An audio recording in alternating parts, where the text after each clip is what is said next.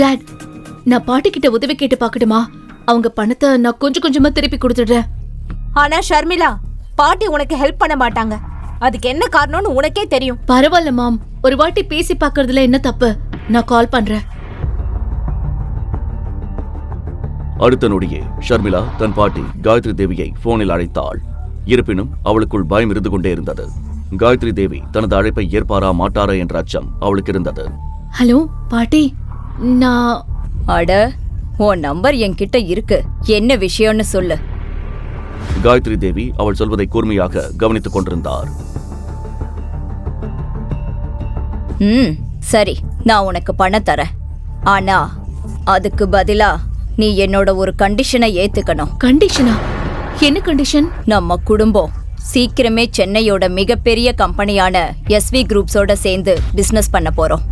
உனக்கு என் மேல கொஞ்சமாவது மரியாதை இருந்தா, இல்ல நீ என்ன பாட்டியா மதிச்சா, இப்பவே இந்த நிமிஷமே நீ டிவோர்ஸ் பண்ணிடு. அப்புறம் SV குரூப்ஸோட சேர்மன் பையன் விவேக்க கல்யாணம் பண்ணிக்கோ.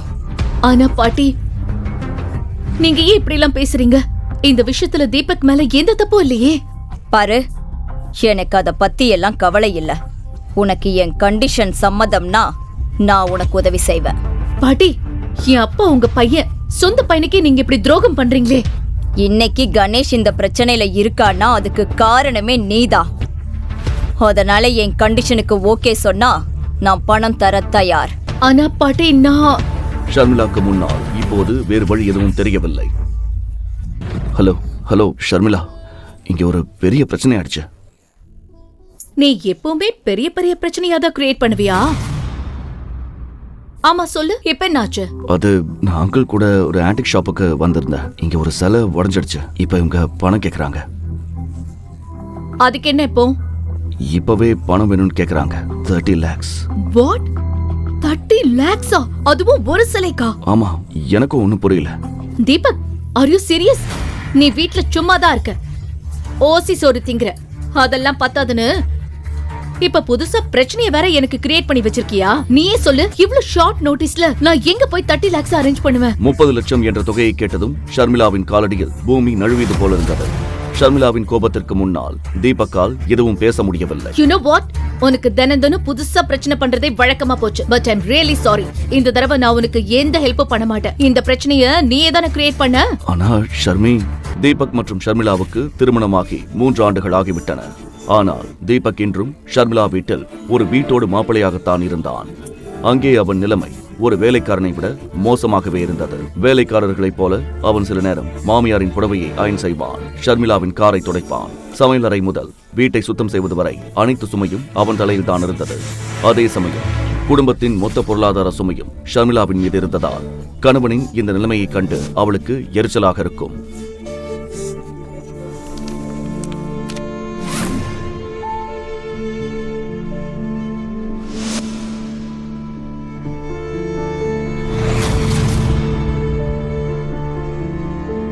ஆனா ஷர்மி, இந்த சிலை அப்பா கையால தான் உடைச்சது. இதுல ஏன் தப்பு என்ன இருக்கு? நான் சொல்றதை கேட்க ஒரு சான்ஸாவது கொடுத்துருக்கலாம்ல. நான் பேசுறத கேட்காமலேயே போனை கட் பண்ணிட்டேன்.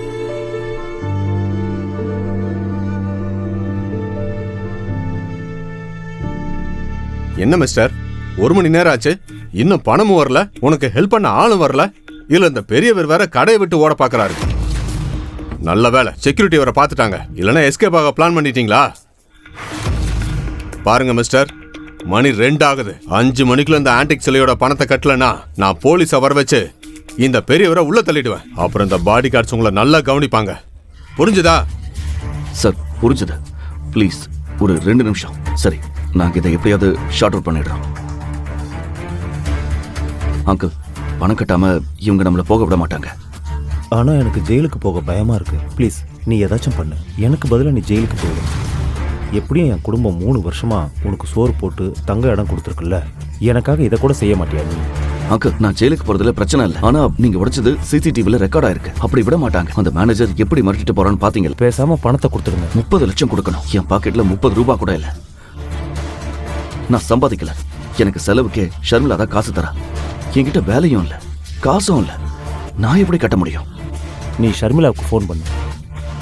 நான் அவளுக்கு ஃபோன் பண்ணேன். அவ நான் சொல்றதை கேட்காமலேயே கட் பண்ணிட்டா. நீ ஒரு யூஸ்லெஸ், சுத்த வேஸ்ட். என் பொண்ணு முன்னாடி உன்னால வாயை திறந்து பேசக்கூட முடியல. அவளுக்கு கால் பண்ணு, நான் பேசுறேன்.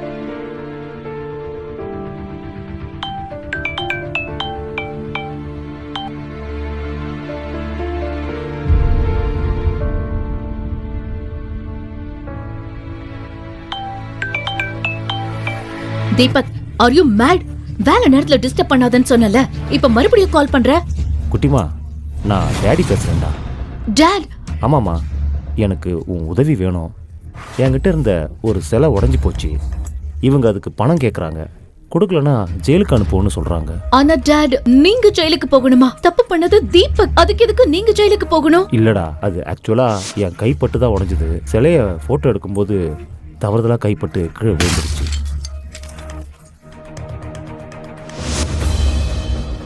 டாட், ஏற்கனவே வீட்ல தீபக் எவ்வளவு ப்ராப்ளம் பண்றான்னு உங்களுக்கு தெரியும். இப்போ நீங்களும் என் லைஃப்ல புதுசா ப்ராப்ளம் கொண்டு வரீங்களா?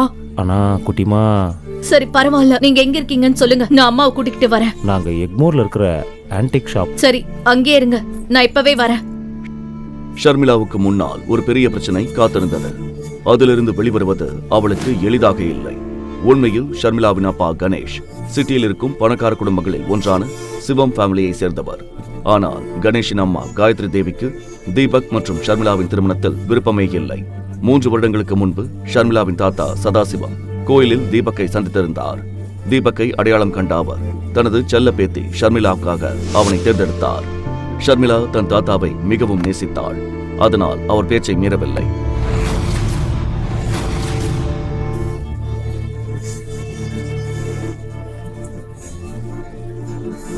ஆனால் திருமணம் முடிந்த சில காலத்திலேயே சதாசிவம் இறந்து விட்டார். அவர் ஏன் தீபக்கை தேர்ந்தெடுத்தார், அவருக்கு எப்படி தீபக்கை தெரியும் என்ற ரகசியமும் அவருடனேயே புதைந்து விட்டது.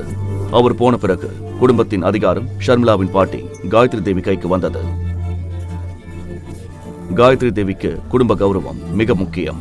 அவரால் தன் குடும்பத்தில் தீபக் என்ற பெயரை சகித்துக் கொள்ள முடியவில்லை. அதனால் அவர் கணேஷ் மற்றும் அவர் குடும்பத்தை சிவம் குடும்ப மாளிகையை விட்டு பிரித்து வைத்தார்.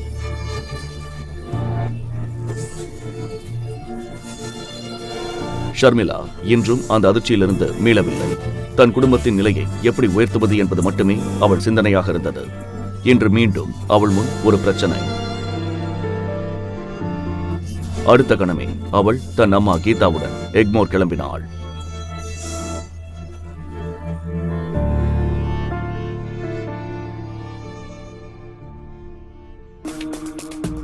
டாட், நீங்க ஓகே தானே? இதெல்லாம் எப்படி நடந்தது? நீங்க 2 பேரும் இவ்வளவு பெரிய கடையில என்ன பண்ணிட்டு இருந்தீங்க? அது ஆக்சுவலா நாங்க அந்த வழியா போயிட்டு இருந்தோம். அங்கிளுக்கு இதெல்லாம் பார்க்க ஆசையா இருக்குன்னு சொன்னாரு. அதான். எப்பவும் போல இந்த வேலையை கூட உன்னால உருப்படியா செய்ய முடியல. அவருக்கு சிலை பார்க்க ஆசையா இருந்தா நீ பார்த்து பத்திரமா கூட்டிட்டு போக மாட்டியா? இல்ல ஆண்டி, நான் இதுல என்ன பண்ண முடியும்? நான் அங்கிள் கிட்ட சொன்னேன். ஆனா அவர் சொன்னா நீ கேட்டுப்பியா? நீ எப்ப இருந்து இவ்வளவு நல்லவனா மாறின? மாம், இதெல்லாம் நம்ம அப்புறமா பேசிக்கலாம். இப்போதைக்கு எது முக்கியமோ அத பத்தி யோசிக்கலாம். இந்த 30 லட்சத்துக்கு நம்ம எங்க போறது? அத நினைச்சாதான் கோவமா வருது. உங்க அப்பாவும் நமக்குன்னு சொத்து எதுவும் வச்சுட்டு போகல. இந்த தரித்திரத்தை வேற நம்ம தலையில கட்டிட்டு போயிட்டாரு. மாம், என்ன மாம்? இந்த சிலையோட பணத்தை கட்டணும்னா நான் என் வீடு, காரு எல்லாத்தையும் வித்துட்டு நடு தெருவுல தான் நிக்கணும். அப்படியே வித்தாலும் இவ்வளவு பணம் கிடைக்காது. எல்லோரும் பிரச்சனையை தீர்க்க வழி தெரியாமல் யோசனையில் ஆழ்ந்தனர். நேரம் போய்கொண்டே இருந்தது. மேனேஜரின் பார்வை கணேஷ் மீதே இருந்தது. பணம் கிடைக்கும் நம்பிக்கையை இழந்த அவர் கமிஷனருக்கு தகவல் கொடுத்துவிட்டு 3 மணி நேரம் முடிவதற்காக காத்திருந்தார். டாட், நான் பாட்டி கிட்ட உதவி கேட்டு பாக்கட்டுமா? அவங்க பணத்தை நான் கொஞ்சம் கொஞ்சமா திருப்பி கொடுத்துடுறேன்.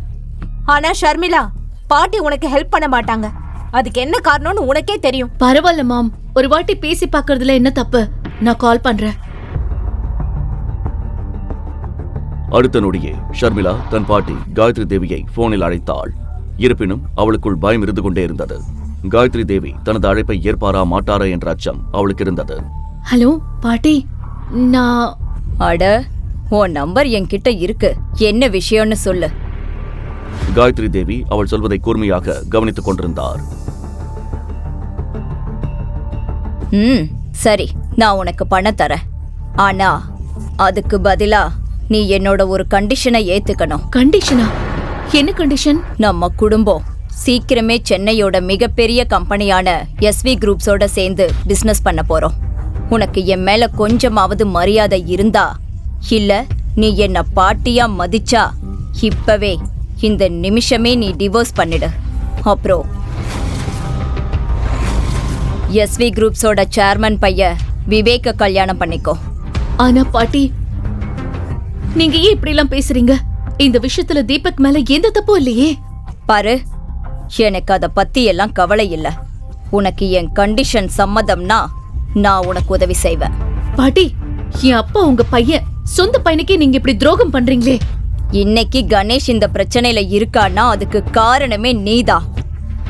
அதனால என் கண்டிஷனுக்கு ஓகே சொன்னா நான் பணம் தர தயார். ஆனா பாட்டி, நான் ஷர்மிளாக்கு முன்னால் இப்போது வேறு வழி எதுவும் தெரியவில்லை. ஷர்மிளா, ப்ளீஸ் கவலைப்படாத. நான் ஏதாவது பண்றேன். இப்ப என்ன பண்ணுவ நீ? இவ்ளோ பெரிய தொகையை வெளியில போய் பிச்சை எடுத்துட்டு வருவியா? ஷர்மி, இப்போ நான் சொல்றத கேளு. நீ இன்னைக்கே இந்த ஆளை டிவோர்ஸ் பண்ணிட. இவன் உன் லைஃப விட்டு போயிட்டா பாட்டி நம்மள வீட்டுக்குள்ள சேர்த்துப்பாங்க. அது மட்டும் இல்லாம விவேக் உன் ஃப்ரெண்டு தானே, அவனுக்கு உன்னை பத்தி நல்லா தெரியும். அவன் கண்டிப்பா உனக்கு ஹெல்ப் பண்ணுவான். அவங்க அப்பா பெரிய பணக்காரரு. 30 லட்சம்லாம் அவங்களுக்கு ஒரு மேட்ரே இல்ல. கமான் ஷர்மி. கீதாவுக்கு இப்போது விவேக்கை தவிர வேறு வழி தெரியவில்லை. ஆனால் விவேக்கை பற்றிய ஒரு உண்மை ஷர்மிளாக்கு நன்றாக தெரியும். உண்மையில் விவேக் எஸ்வி குரூப்பின் வைஸ் பிரசிடென்ட் சேகரின் ஒரே மகன். அவன் சிறுவயதிலிருந்தே உல்லாசமாக தெரிபவன். பெண்கள் என்றால் அவனுக்கு பலவீனம். அதனால் 3-4 நாட்களுக்கு ஒருமுறை ஒரு புதிய பெண் அவன் வலையில் சிக்குவாள். அவன் மீது நிறைய வழக்குகள் இருந்தாலும் சேகரின் அதிகாரம் மற்றும் பணத்திற்கு முன்னால் எந்த போலீசும் ஒன்றும் செய்ய முடியவில்லை. விவேக் பலமுறை ஷர்மிளாவிடமும் தன் வேலையை காட்ட முயற்சி செய்திருக்கிறான். கல்லூரியிலும் அவன் ஷர்மிளாவின் பின்னாலேயே சுற்றிக் கொண்டிருப்பான். ஆனால் ஷர்மிளா அவனை ஒரு பொருட்டாகவே மதித்ததில்லை. மறுபுறம் இதுவரை அமைதியாக இருந்த தீபக் விவேக் பெயரை கேட்டதும் கோபமடைந்தான். ஆனால் இந்த நேரத்தில் அவன் பேச்சை கேட்க யாரும் தயாராக இல்லை. அவன் உடனே தனது போனை எடுத்துக்கொண்டு ஷோரூமை விட்டு வெளியே சென்றான்.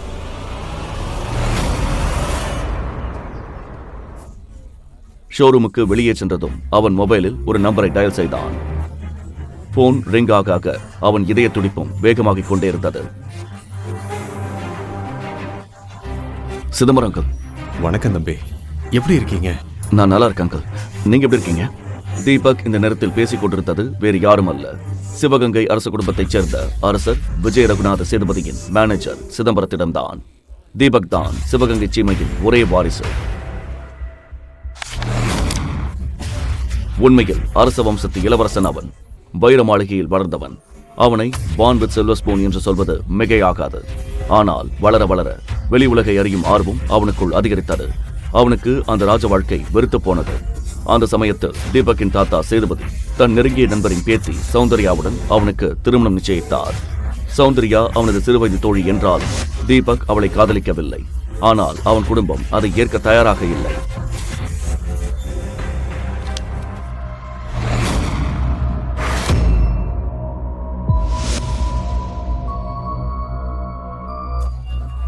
எனவே திருமணம் நிச்சயிக்கப்பட்ட அன்று அலங்கரிக்கப்பட்ட மண்டபத்தை விட்டு தீபக் ஓடிவிட்டான். வைர மாளிகையில் இன்றும் அந்த மண்டபம் அப்படியே அலங்கரிக்கப்பட்டிருக்கிறது.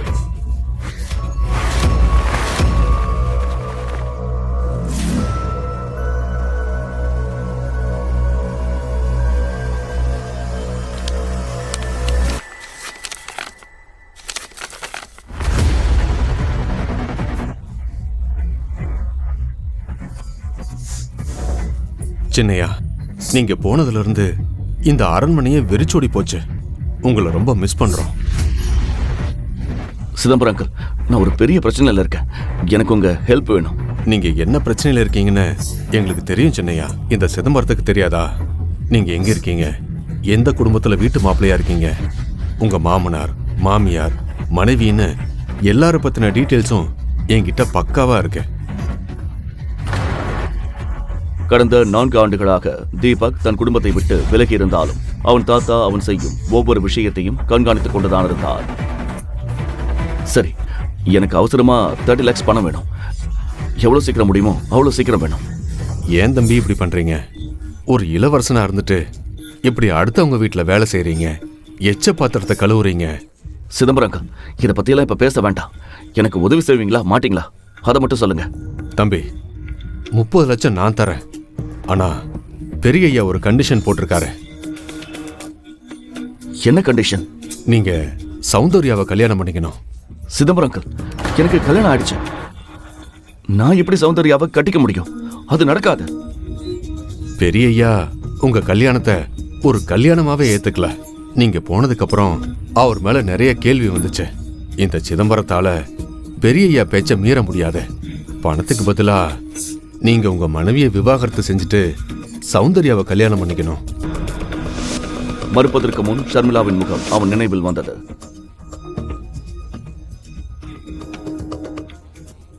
அவள் தன் மானத்தை பணையம் வைத்து விவேக் போன்ற ஒரு பொறுக்கியிடம் உதவி கேட்க போய் கொண்டிருந்தாள்.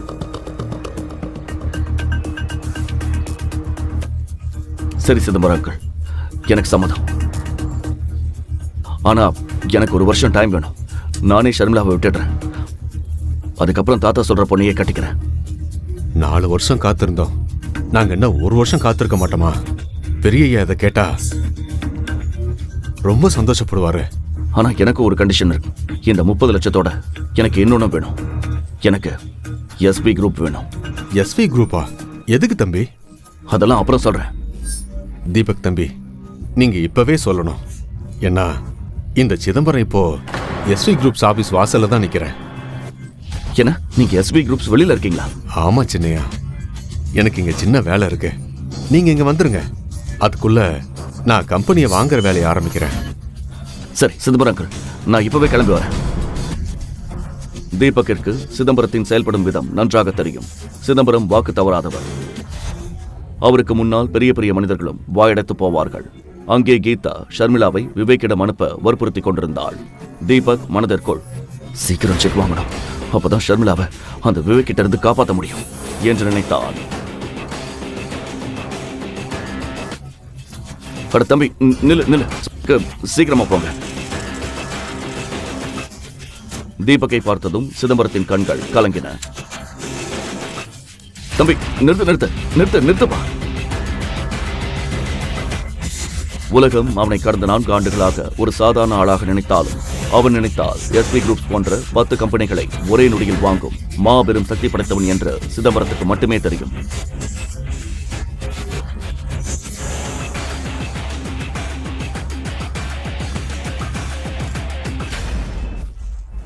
சிதம்பரங்கள், கம்பெனி வாங்குற ஃபார்மாலிட்டிஸ் முடிச்சதா? உங்க போன் வந்ததுமே எல்லாத்தையுமே முடிச்சிட்டேன். நீங்க சைன் பண்ணா மட்டும் போதும்.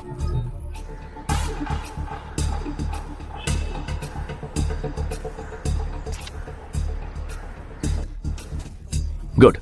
நீங்க இன்னொரு வேலையும் பண்ணணும். இந்த கம்பெனி சேர்மன் சேகர், அவன் பையன் விவேக். சேகர் பர்மிஷன் இல்லாம இங்க எதுவும் நடக்காதுன்னு கேள்விப்பட்டேன். உண்மைதான். நைஸ். சேகர் ரொம்ப உழைச்சிட்டாரு. அவருக்கு ரெஸ்ட் தேவை. அவரை கம்பெனியை விட்டு தூக்கிட்டு நேரா ஜெயிலுக்கு அனுப்புங்க. இனிமே இந்த கம்பெனி பவர் உங்க கையில தான். நீங்க என்ன வேணா பண்ணலாம். நீங்க நினைச்சா நீங்களே சேர்மன் ஆகலாமே தம்பி. இல்லங்க, எனக்கு சேர்மன் பதவி வேணாம். இந்த கம்பெனியோட வைஸ் சேர்மன் யாரு? ஆதவன். அப்போ ஆதவனுக்கு ஃபோன் பண்ணி அவர் தான் இந்த கம்பெனியோட நியூ சேர்மன் சொல்லிடுங்க. சிதம்பரத்தை பார்த்து யாரும் கேள்வி கேட்க துணிய மாட்டார்கள். தீபக்கின் கண்களில் ஒரு புது ஒளி தெரிந்தது.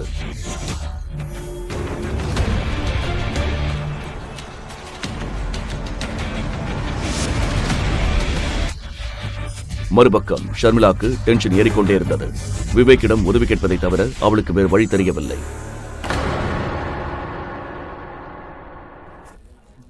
இங்கே தீபக் மற்றும் சிதம்பரம் ஆபீஸுக்குள் நுழைய அங்கே 32 வயது மதிக்கத்தக்க ஒரு பெண் அவர்களை கேபினுக்குள் நுழைய விடாமல் தடுத்தாள். நீங்க 2 பேரும் எப்படி உள்ள வந்தீங்க? யாரை கேட்டு வந்தீங்க?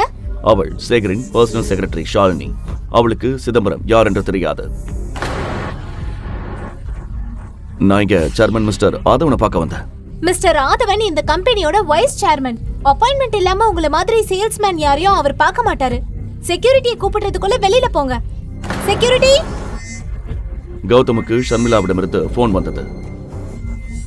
ஆனால் போனை எடுப்பதற்குள் பேட்டரி தீர்ந்து போனதால் போன் ஸ்விட்ச் ஆஃப் ஆனது. ஏமா, யாருக்கிட்ட பேசுறேன்னு தெரியுமா? இவர் சிவகங்கையோட சிதம்பரங்கள், எனக்கு டைம் ஆகுது. ப்ளீஸ் மிஸ்டர் ஆதவனை வர சொல்லுங்க. ஹலோ. ஆதவனுக்கு சிதம்பரத்தை நன்றாக தெரியும். அவர் செய்து கொண்டிருந்த வேலையை விட்டுவிட்டு உடனே ஓடி வந்தார். பாருங்க, நான் உங்க 2 பேருக்கும் லாஸ்ட் வார்னிங் தரேன். மிஸ் ஷாலினி, கெஸ்ட் கிட்ட இப்படி தான் பிஹேவ் பண்ணுவீங்களா? சாரி சார், ஆனா ஷட் அப். உன்னோட இந்த திமிருக்கு உன்னை வேலையை விட்டு தூக்க முடியும்னு உனக்கு தெரியும்ல?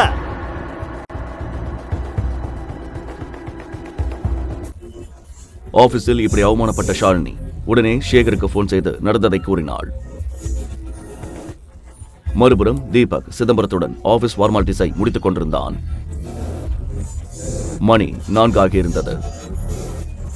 இன்னும் 2 மணி நேரம்தான் பாக்கி.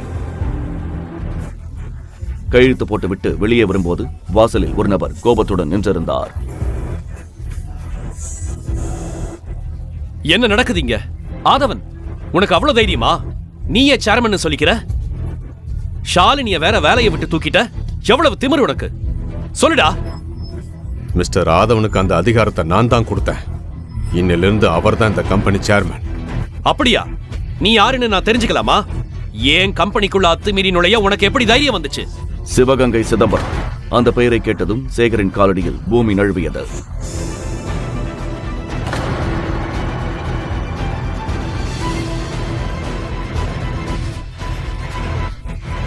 மிஸ்டர் சிதம்பரம், நீங்க முன்னாடியே சொல்லியிருக்கலாமே. நீங்க வருவீங்கன்னு தெரிஞ்சிருந்தா. சரி வாங்க. எதுவா இருந்தாலும் என் கேபின்ல போய் பேசிக்கலாம். மிஸ்டர் சேகர், பேசுற நேரம் முடிஞ்சு போச்சு. இந்த கம்பெனி பேர்ல நீங்க என்னெல்லாம் தில்லுமுள்ளு பண்றீங்கன்னு எங்களுக்கு நல்லாவே தெரியும். இத பாருங்க. தீபக் ஒரு கடிதத்தை அவர் கையில் கொடுத்தான்.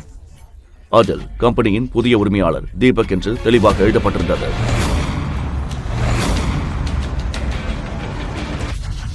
சிதம்பரங்கள், மிஸ்டர் ஆதவன் உங்ககிட்ட பேசணும், வாங்க. கேபினுக்குள் நுழைந்ததும் தீபக் கடிகாரத்தை பார்த்தான். நேரம் ஆக ஆக ஷர்மிளா மற்றும் அவள் குடும்பத்தை பற்றிய கவலை அவனுக்கு அதிகரித்துக் கொண்டே இருந்தது. மிஸ்டர் ஆதவன், இன்னிலிருந்து நீங்க தான் இந்த கம்பெனியோட சேர்மன். எல்லா முடிவையும் நீங்க தான் எடுக்கணும். நான் ரொம்ப நேர்மையா வேலை செய்வேன் சார். உங்களுக்கு எந்த கம்ப்ளைண்ட்ஸும் வராது. குட். அப்புறம் அந்த சேகர், விவேக் பத்தின எல்லா விவரமும் எனக்கு வேணும். அவங்க நிறைய பொண்ணுங்க வாழ்க்கையை நாசமாக்கியிருக்காங்க. அவங்க ஜெயிலுக்கு போற நேரம் வந்துடுச்சு. நீங்க டென்ஷன் ஆக வேண்டாம் சார். அவங்களுக்கு எதிரான எல்லா ஆதாரமும் என் லாக்கர்ல இருக்கு. என்னைக்காச்சும் ஒருத்தர் இவங்களை தட்டி கேட்பாருன்னு எனக்கு தெரியும். அந்த நாளுக்காகத்தான் நான் காத்துட்டு இருந்தேன் சார். இன்னைக்கே எல்லா ஆதாரத்தையும் உங்ககிட்ட தரேன். நைஸ். சிதம்பரங்கள், என்னோட செக் கொடுங்க. தேங்க்யூ. சிதம்பரத்திற்கு வெளியே நின்றிருந்த பாடிகார்டிடமிருந்து போன் வந்தது. போனை எடுத்ததும் சிதம்பரம் அதிர்ச்சியுடன் தீபக்கை பார்த்தார். தீபக் எப்படி இந்த சிக்கலை தீர்க்கப் போகிறான்?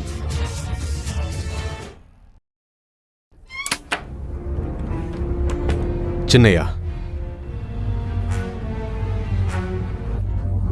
ஷர்மிளமாயி இப்பதான் விவேக் ரூமுக்கு போயிருக்காங்க. ஷர்மிளாவை தன் கேபினுக்கு வரவழைத்தான் என்று தீபக்கிற்கு நன்றாக தெரியும். அவன் கேபினில் ஒரு போதைப்பொருள் எப்போதும் இருக்கும். அதை வைத்து பெண்களை மயக்கி தன் இச்சையை தீர்த்துக் கொள்வான். ஆபீஸில் உள்ள பலருக்கு இந்த உண்மை தெரியும். ஆனால் விவேக் மற்றும் சேகருக்கு பயந்து யாரும் வாய் திறக்கவில்லை. இன்று கம்பெனியின் புதிய முதலாளியான தீபக்கின் கோபத்திற்கு விவேக் ஆளாக போகிறான்.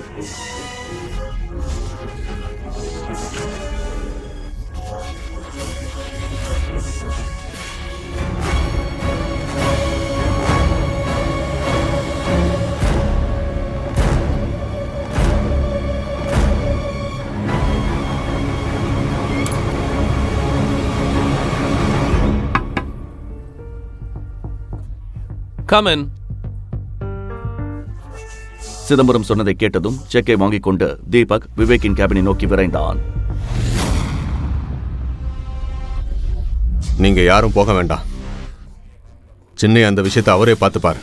அப்புறம் சின்னையா யாருன்ற உண்மை யாருக்கும் தெரியக்கூடாது. இது ரகசியமாவே இருக்கணும். கண்டிப்பா Chidambaram sir. Sharmi, come. Chit.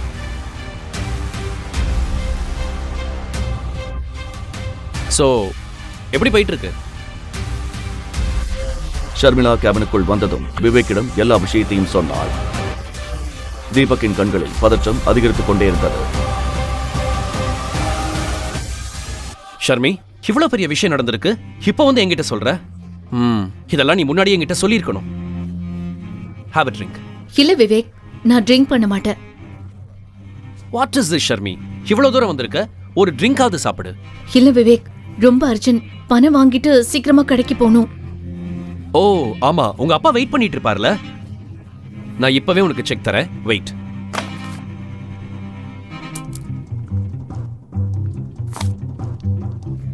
அப்புறம் நீ ட்ரிங்க் பண்ணலன்னா எனக்கு வருத்தமா இருக்கும். தேங்க்ஸ் விவேக், ஆனா என்னால ட்ரிங்க் பண்ண முடியாது. நான் உன் பணத்தை எவ்வளவு சீக்கிரம் முடியுமோ அவ்வளவு சீக்கிரம் திருப்பி தந்துடுறேன். எனக்கு பணம் எல்லாம் ஒரு விஷயமே இல்ல. விவேக் மெல்ல ஷர்மிளாக்கு அருகில் வந்தான்.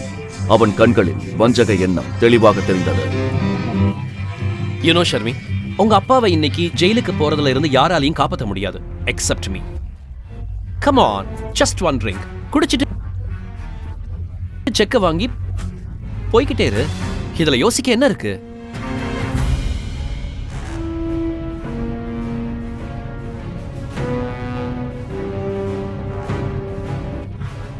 விவேக், நான் குடிச்சா கண்டிப்பா செக் தருவல்ல?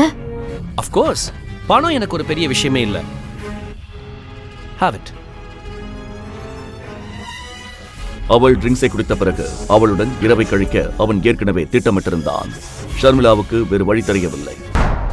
வெற்றிவேல், வீரவேல் என்று ஓங்கி ஒலித்தது வீர முழக்கம்.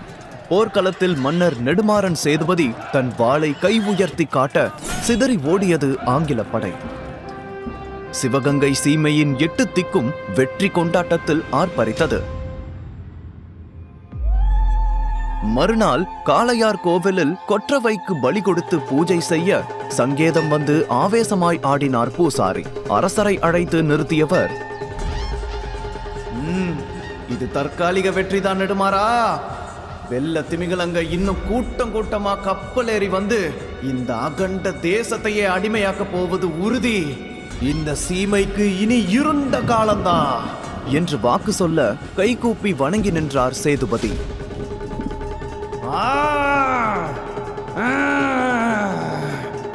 வம்சத்துல பிறக்கும் 4ஆம் தலைமுறை இளவரச முடி துறந்து குலப்பெருமைய உதறி அரண்மனையை விட்டு வெளியேறுவான். அரசனாக பிறந்தவன் ஆண்டிய போல பிச்சைக்காரனா மாறி மரியாதை எழுந்து வாழ்வான். அது ஒரு சோதனை. அதை தாண்டிட்டா அவன்தான் ராஜா. சிவகங்கை சீமையோட வாரிசா இந்த உலகத்தையே காக்க போற காவலனா இருப்பான்.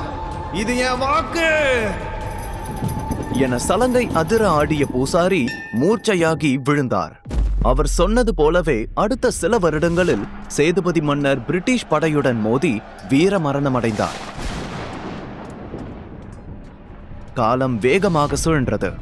அரச வம்சம் ஜமீனாக மாறி கொஞ்சம் கொஞ்சமாக பொலிவிழந்து இப்போது வைர மாளிகையும் அரச குடும்பத்தின் பெயரும் மட்டுமே மிஞ்சி நிற்கிறது. இப்போது வருடம் 2025. சென்னையில் புதிதாக திறக்கப்பட்டிருந்த ஆன்டிக் ஷாப்பில் இருந்து பதட்டத்துடன் தன் வைஃப் ஷர்மிளாவுக்கு கால் செய்தான் தீபக். ஷர்மி என்று தயக்கத்துடன் சொல்ல, திரும்பவும் பிரச்சனையில மாட்டிக்கிட்டேன்னு மட்டும் சொல்லாத தீபக் என்று கடுப்பான தொனியில் சொன்னாள் ஷர்மிளா. சாரி ஷர்மி, நானும் மாமாவும் இங்க புதுசா ஓபன் பண்ணின ஒரு ஆன்டிக் ஷாப்புக்கு வந்திருந்தோம்.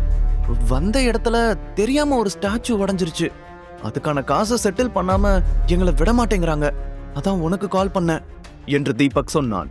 ஷர்மிளா கோபமாக, என்னை ஏன் இப்படி டார்ச்சர் பண்ற தீபக்? உன்னால ஒரு நாளாச்சும் நான் சந்தோஷமா இருந்திருக்கனா? தினமும் இப்படி ஏதாச்சும் புது புது பிரச்சனையா கொண்டு வந்தா நான் என்ன பண்றது என்று சொல்லி கடுப்பாக நெற்றியை தேய்த்தவள், எவ்வளவு கொடுக்கணும் என்று கேட்டாள். தீபக் கொஞ்சம் தயக்கத்துடன் 30 லட்சம் என்று சொல்ல அதிர்ச்சியான ஷர்மிளா, வாட், என்ன விளையாடுறியா நீ?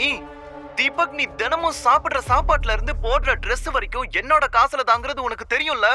இப்ப இப்படி ஒரு பிரச்சனையை கொண்டு வந்திருக்க. திடீர்னு 30 லட்சத்தை கேட்டா நான் எங்க போறது? வீட்டோட மாப்பிள்ளையா இருக்க மட்டும் தெரியுதுல, அடக்க ஒடுக்கமா நடந்துக்கணும்னு தெரியாதா? சாரி, இந்த தடவை என்னால உனக்கு எந்த ஹெல்ப்பும் பண்ண முடியாது. பண்ணுன தப்புக்கு கொஞ்ச நாள் ஜெயில போய் களி தின்னு, அப்போதான் உனக்கு புத்தி வரும் என்று கோபமாக சொல்லியபடி போனை கட் செய்தாள் ஷர்மிளா. தீபக்குக்கு முகமெல்லாம் வியர்க்க ஆரம்பித்தது. என்ன செய்வதென்று தெரியாமல் அப்படியே சிலை போல நின்றிருந்தான். தீபக்குக்கும் ஷர்மிளாவுக்கும் திருமணமாகி 3 வருடங்கள் ஆகிவிட்டது.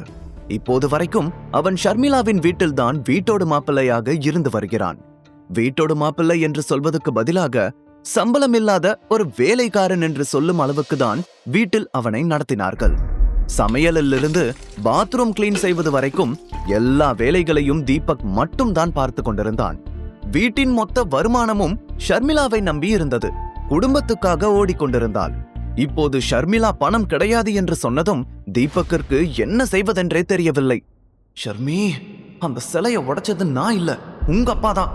அது தெரியாம என்ன திட்டிட்டு இருக்க என மனசுக்குள் புலம்பிக் கொண்டிருந்தான். அந்த சமயத்தில் அந்த ஆன்டிக் ஷாப்பின் மேனேஜர் சில செக்யூரிட்டிகளுடன் அவனிடம் வந்து, என்ன மிஸ்டர், 1 மணி நேரம் ஆக போகுது, இன்னமும் உங்களுக்கு ஹெல்ப் பண்றதுக்கு யாரும் வரலையா? உங்க கூட வந்த அந்த பெரியவரும் இந்த இடத்தை விட்டு தப்பிச்சு ஓட ட்ரை பண்ணிருக்காரு என்று சொல்ல தீபக் கடுப்பாக மாமா என்று தனக்குள் சொல்லியபடி பல்லை கடித்து கொண்டான். என்னோட பொறுமைக்கும் ஒரு எல்லை இருக்கு. இப்போ மணி 2, ஈவினிங் 5 மணிக்குள்ள நான் கேட்ட பணத்தை கொடுத்தாகணும், இல்லனா போலீஸ கூப்பிட்டு அந்த பெரியவர் மேல கேஸ் கொடுத்து உள்ள தள்ளிடுவேன் என்று கோபமாக சொன்ன மேனேஜர் தனக்கு பின்னால் இருந்த செக்யூரிட்டிஸை பார்த்து, இவங்க 2 பேரையும் கவனமா வாட்ச் பண்ணுங்க என்று சொல்லிவிட்டு உள்ளே சென்றார். மேனேஜர் சொன்னதை கேட்டு தீபக் கண்களை மூடி ஒரு பெருமூச்சு விட, அப்போது பின்னால் இருந்து அவனுடைய மாமனார் கணேஷ் தீபக்கின் தோளில் கை வைத்தார். திரும்பி அவரை பார்த்த தீபக், அங்கிள் எங்க போனீங்க? பணம் கொடுக்காம அவங்க இங்க இருந்து நம்மள விட மாட்டாங்க. 5 மணிக்குள்ள பணத்தை கொடுக்கலன்னா போலீஸ்ல பிடிச்சு கொடுத்துருவாங்களாம் என்று சொன்னான். அதை கேட்டு பயந்து போன கணேஷ், தீபக், இந்த வயசுல என்னால ஜெயிலுக்கெல்லாம் போய் கஷ்டப்பட முடியாதுப்பா, ஏதாவது பண்ணு, இல்லனா எனக்கு பதிலா நீதான் ஜெயிலுக்கு போகணும் என்று சொன்னார். அதை கேட்டதும் தீபக் டக்குன்னு நிமிர்ந்து அவரை பார்க்க, என்ன பாக்குற? இந்த 3 வருஷமா உன்னை வீட்டுல உட்கார வச்சு சும்மா சாப்பாடு போட்டு வளர்த்ததுக்கு நன்றி கடனா அதை கூட நீ பண்ண மாட்டியா என்று கணேஷ் கெஞ்சியபடி கேட்டார். அங்கிள், ஜெயிலுக்கு போறதுல எனக்கு எந்த பிரச்சனையும் இல்ல, ஆனா நீங்க அந்த சிலையை உடைச்சதா அந்த மேனேஜரே நேர்ல பாத்துட்டான். அது மட்டும் இல்லாம நீங்க தப்பிச்சு போக ட்ரை பண்ணதுல அவன் ரொம்ப கான்ல இருக்கான். கண்டிப்பா அவன் போலீஸ்ல உங்க மேலதான் கம்ப்ளைண்ட் பண்ணுவான் என்று சொன்னான் தீபக். அப்படின்னா சீக்கிரமா பணத்தை ரெடி பண்ணு, என்னை எப்படியாவது இந்த இடத்துல இருந்து வெளியே கூட்டிட்டு போப்பா என்று கணேஷ் விரக்தியுடன் சொன்னார். அங்கிள், அவங்க 30 லட்சம் கேக்குறாங்க. 30 ரூபா கூட இல்லாத என்னால எப்படி அவ்வளோ பணத்தை ரெடி பண்ண முடியும்? என்னோட பாக்கெட் செலவுக்கே ஷர்மிளா தான் பணம் கொடுக்கறா. எனக்கு வேலையும் இல்ல, என்ன நம்பி யார் பணம் கொடுப்பாங்க என்று சொன்னான் தீபக். அதை கேட்டதும் கணேஷ் கோபமாக முறைத்தபடி, இத சொல்றதுக்கு உனக்கு வெக்கமா இல்லையா? ஷர்மிளாவுக்கு போன் பண்ணு, நான் பேசுறேன் என்று சொன்னார்.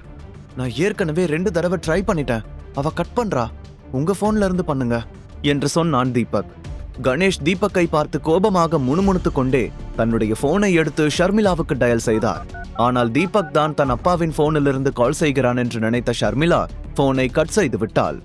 கணேஷ் திரும்ப திரும்ப கால் செய்து கொண்டே இருக்க கடுப்பான ஷர்மிளா போனை அட்டன் செய்து, தீபக், வேலை டைம்ல எதுக்கு இப்படி கால் பண்ணி தொந்தரவு பண்ற?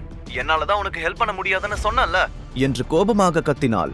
அம்மாடி ஷர்மிளா, நான் அப்பா பேசுறேன்டா என்று கணேஷ் மெல்லிய குரலில் சொல்ல ஷர்மிளா பெருமூச்சு விட்டபடி, சொல்லுங்கப்பா என்று சொன்னாள். அம்மாடி, எப்படியாவது அப்பாவை இதுல இருந்து காப்பாத்துடா, பணம் கொடுக்கலனா கண்டிப்பா அவங்க என்ன ஜெயில தள்ளிடுவாங்க என்று கணேஷ் சொல்ல ஷர்மிளா குழப்பத்துடன், தீபக் பண்ண தப்புக்கு நீங்க எதுக்கு ஜெயிலுக்கு போகணும் என்றாள். உடனே கணேஷ் கொஞ்சம் தயக்கத்துடன், ஷர்மிளா, நான் தான் அந்த சிலைய தெரியாம உடைச்சிட்டேன். சும்மா போட்டோ எடுக்கலான்னு ட்ரை பண்ணிட்டு இருக்கும்போது கை தவறி கீழே விழுந்துருச்சு என்று சொன்னார். அதை கேட்டு கடுப்பான ஷர்மிளா, அப்பா, இத்தனை நாளா தீபக் பண்ணிக்கிட்டு இருக்கிறதெல்லாம் போதாதுன்னு இப்ப நீங்களும் பிரச்சனை பண்ண ஆரம்பிச்சிட்டீங்களா என்று திட்டினாள். கணேஷ் எந்த பதிலும் சொல்லாமல் அமைதியாக இருக்க சில நொடிகள் கழித்து பெருமூச்சு விட்ட ஷர்மிளா, சரி, நீங்க இருக்கிற லொகேஷனை ஷேர் பண்ணுங்க, நான் அம்மாவை கூட்டிட்டு உடனே அங்க வரேன் என்று சொல்லி போனை கட் செய்தாள். போனை கட் செய்த ஷர்மிளா தனக்கு முன்னால் இருந்த லேப்டாப்பையே வெறித்து பார்த்து கொண்டிருந்தாள். அவளுடைய எண்ணமெல்லாம் வேற எங்கேயோ இருந்தது. இப்போது அவள் எதிர்கொள்ளும் பிரச்சனையிலிருந்து வெளியே வருவது சாதாரண விஷயமல்ல என்பது அவளுக்கு நன்றாகவே தெரியும். உண்மையில் ஷர்மிளாவின் அப்பா கணேஷ் திருத்தணியில் இருக்கும் பணக்கார குடும்பங்களில் ஒருவர். 3 வருடங்களுக்கு முன்பு கணேசனின் அப்பா சதாசிவம் திருத்தணி முருகன் கோயிலில் எதேர்ச்சியாக தீபக்கை சந்தித்தார். தீபக்கை அடையாளம் கண்டு கொண்டதும் அவனை தன்னுடனே அழைத்து வந்தவர் தன்னுடைய பேத்தி ஷர்மிளாவுக்கு அவனை திருமணம் செய்து வைத்தார். ஷர்மிளாவும் தன் தாத்தாவின் மீது அளவு கடந்த பாசமும் மரியாதையும் வைத்திருந்ததால் அவருடைய வார்த்தையை மீற முடியாமல் அந்த திருமணத்திற்கு சம்மதம் தெரிவித்தாள். ஆனால் எதிர்பாராத விதமாக அவர்களது திருமணம் முடிந்த அடுத்த நாளே சதாசிவம் இந்த உலகத்தை விட்டு விடை பெற்றார். அவர் தீபக்கை எதற்காக ஷர்மிளாவுக்கு கல்யாணம் செய்து வைத்தார்? அவருக்கு தீபக்கை எப்படி தெரியும்? அதற்கு பின்னால் இருக்கும் காரணம் என்னவாக இருக்கும் என்று யாரிடமும் எதுவும் சொல்லாமலேயே சதாசிவம் இறந்து போனார். அவர் இறந்ததற்கு பிறகு குடும்பத்தின் தலைவர் பொறுப்பை சதாசிவத்தின் மனைவி காயத்ரி தேவி ஏற்றுக்கொண்டார். ஆனால் அவருக்கு தீபக் போன்ற ஒருவன் தன் குடும்பத்து மருமகனாக வந்ததை அவரால் ஏற்றுக்கொள்ள முடியவில்லை. ஷர்மிளா தீபக்கை திருமணம் செய்து கொண்ட ஒரே காரணத்திற்காக கணேசனின் அம்மா காயத்ரி தேவி அவர்களை வீட்டை விட்டு வெளியே துரத்திவிட்டார். அன்றிருந்து இப்போது வரைக்கும் ஷர்மிளா தான் குடும்பத்தின் மொத்த பொறுப்பையும் ஏற்று நடத்தி கொண்டிருந்தாள். இப்போது புதிதாக உருவான இந்த பிரச்சனையை நினைத்து பயந்தபடி ஆன்டிக் ஷாப்பை நோக்கி தன் அம்மா கீதாவுடன் காரில் சென்று கொண்டிருந்தாள். இன்னொரு புறம் ஷாப்பில் தீபக் மற்றும் கணேஷ் பிணை கைதிகளைப் போல நின்றிருந்தார்கள். அவர்களுக்கு எதிரில் கையில் துப்பாக்கிகளுடன் செக்யூரிட்டிஸ் அவர்களை கவனித்துக் கொண்டிருந்தார்கள். சில நிமிடங்களில் ஷர்மிளாவும் கீதாவும் அந்த ஆன்டிக் ஷாப்பிற்குள் நுழைந்தார்கள். ஷர்மிளா நேராக தன் அப்பாவிடம் வந்து, அப்பா, உங்களுக்கு எதுவும் ஆகலையே? இதெல்லாம் எப்படி நடந்துச்சு? நீங்க எதுக்காக இங்க வந்தீங்க என்று கேட்டாள். அதை கேட்டு கணேஷ் எந்த பதிலும் சொல்லாமல் திரும்பி தீபக்கை பார்க்க, ஷர்மிளா, நாங்க சும்மா ஷாப்பிங்க்கு தான் இந்த ஏரியாவுக்கு வந்தோம். புதுசா ஓபன் பண்ணின இந்த ஆன்டிக் ஷாப்பை பார்த்ததும் அங்கிள் எதர்ச்சியா உள்ள வந்து பார்த்துட்டு இருந்தாரு. அப்போதான் என்று தயங்கியபடியே நிற்க, உடனே கீதா கோபமாக, அதுக்கப்புறம் வழக்கம் போல நீ பண்ண வேண்டியதை பண்ணிட்ட, அப்படிதானே என்று சொன்னார். ஆன்ட்டி, அங்கிள் என்ன வெளியவே வெயிட் பண்ண சொல்லிட்டாரு. செல உடைஞ்ச சத்தம் கேட்டுதான் நானே உள்ள வந்து பார்த்தேன் என்று தீபக் சொல்லி முடிப்பதற்குள், ஓஹோ, இது வரைக்கும் எல்லாத்தையும் உன் அங்கிளை கேட்டுதான் பண்ணிட்டு இருந்தியா? அவர் சொன்னாரா, இவர் வெளியே நின்னாரா? காதை அளக்குறான் பாரு, தண்ட சோறு என்று கோபமாக திட்டினார் கீதா. உடனே ஷர்மிளா, அம்மா, நம்மளோட பிரச்சனைய அப்புறம் பாத்துக்கலாம், முதல்ல இதுல இருந்து எப்படி வெளியே வரணும்னு யோசிங்க. உடனே 30 லட்சத்தை நம்ம எப்படி ரெடி பண்றது என்று கேட்க, என்ன கேட்டா? உங்க தாத்தா என்ன நமக்கு சொத்தா எழுதி வச்சுட்டு போனாரு? இந்த வெறும் பயல தானே கொடுத்துட்டு போயிருக்காரு. எல்லாம் என் விதி, என்ன பண்றது என்று புலம்ப ஷர்மிளா அம்மா என்று சலித்து கொண்டாள். பின்னென்ன பண்றது? இருக்கிற ஒரு வீட்டை வித்துட்டு தெருவுல படுக்க சொல்றியா? அந்த டப்பா வீட்டை வித்தாலும் இவ்ளோ காசு வராது என்றார். எல்லார் முகத்திலும் பயம் அப்பட்டமாக தெரிந்தது. பிரச்சனையை சரி செய்ய வழி தெரியாமல் அனைவரும் இருந்தனர். மேனேஜர் கணேசனை உற்று பார்க்க ஆரம்பித்தார். அவர் ஏற்கனவே போலீசிடம் தகவலை சொல்லிவிட்டு 6 மணி முடிவதற்காக காத்து கொண்டிருந்தார். அப்போது ஷர்மி, நான் வேணா பாட்டி கிட்ட ஹெல்ப் கேட்டு பாக்கட்டுமா? கடனாதான், கொஞ்ச நாள திருப்பி கொடுத்துடலாம் என்று கேட்டாள். அதை கேட்டு, உங்க பாட்டியாவது ஹெல்ப் பண்றதாவது நடக்கிறத பேசு. நமக்குள்ள இத்தனை பிரச்சனை நடந்ததுக்கு அப்புறமும் அவங்க ஹெல்ப் பண்ணுவாங்கன்னு நினைக்கிறியா என்று கடுப்பாக சொன்னார் கீதா. ஆனா ஒரு தடவை கேட்டு பாப்போமே, இந்த நிலைமையில நமக்கு வேற வழியும் இல்ல என்று சொன்ன ஷர்மிளா தன்னுடைய பாட்டிக்கு போன் செய்தாள். ஆனால் உள்ளுக்குள் அவளுக்கும் ஒருவித அவநம்பிக்கை தான் இருந்தது. 2 ரிங்குகளில் போன் அட்டன் ஆனது. உடனே ஷர்மிளா கொஞ்சம் தயங்கியபடி, பாட்டி, நான் ஷர்மி பேசுறேன் என்று சொல்ல, தெரியுது, சொல்லு என்று கடுப்பான குரலில் சொன்னார் ஷர்மிளாவின் பாட்டி காயத்ரி தேவி. அவருடைய கடுப்பான குரலிலேயே நம்பிக்கையை இழந்தவள் ஒரு பெருமூச்சு விட்டபடி ஆன்டிக் ஷாப்பில் நடந்த கதையை எல்லாம் சொன்னாள். அவள் சொன்னதை கேட்டு எதிரிலிருந்து எந்த பதிலும் வரவில்லை. பாட்டி, இந்த சமயத்துல எனக்கு வேற வழி தெரியல, நீங்க எனக்கு இத கடனா கொடுங்க, கண்டிப்பா நான் திருப்பி கொடுத்துடுறேன் என்று ஷர்மிளா தயங்கிக் கொண்டே கேட்க, நீ திருப்பி எல்லாம் தர வேண்டாம், ஆனா அதுக்கு பதிலா என்னோட கண்டிஷனுக்கு நீ ஓகே சொல்லணும் என்று சொன்னார் காயத்ரி தேவி. ஷர்மிளா சந்தேகத்துடன், என்ன கண்டிஷன் என்று கேட்டாள். எங்களோட ஃபேமிலி கூடிய சீக்கிரமே சென்னையில மிகப்பெரிய கம்பெனியான எஸ்வி குரூப்ஸ் கூட சேர்ந்து பிசினஸ் பண்ண போறோம். உனக்கு இன்னமும் எமல மரியாதை இருந்தா, என்ன பாட்டியா நினைச்சா உடனே தீபக்க டிவோர்ஸ் பண்ணிட்டு எஸ்வி குரூப்ஸ் சேர்மேனோட பையன் விவேக கல்யாணம் பண்ணிக்கணும் என்று சொன்னார் காயத்ரி தேவி. அதை கேட்டு அதிர்ச்சியான ஷர்மிளா, பாட்டி என்ன சொல்றீங்க? இந்த தடவை தீபக் மேல எந்த தப்பும் இல்ல, இந்த பிரச்சனைக்கெல்லாம் அப்பா தான் காரணம் என்று சொல்லி முடிக்கும் முன்பே, எனக்கு அதை பத்தி எல்லாம் கவலை இல்ல, என்னோட இந்த கண்டிஷனுக்கு நீ ஓகே சொன்னா உனக்கு பணம் கிடைக்கும் என்று சொன்னார். பாட்டி, இப்ப பிரச்சனையில மாட்டிக்கிட்டு இருக்கிறது உங்களோட பையன், உங்க மக மேல உங்களுக்கு அக்கறை இல்லையா என்று கவலையான தோணியுடன் கேட்டாள் ஷர்மிளா.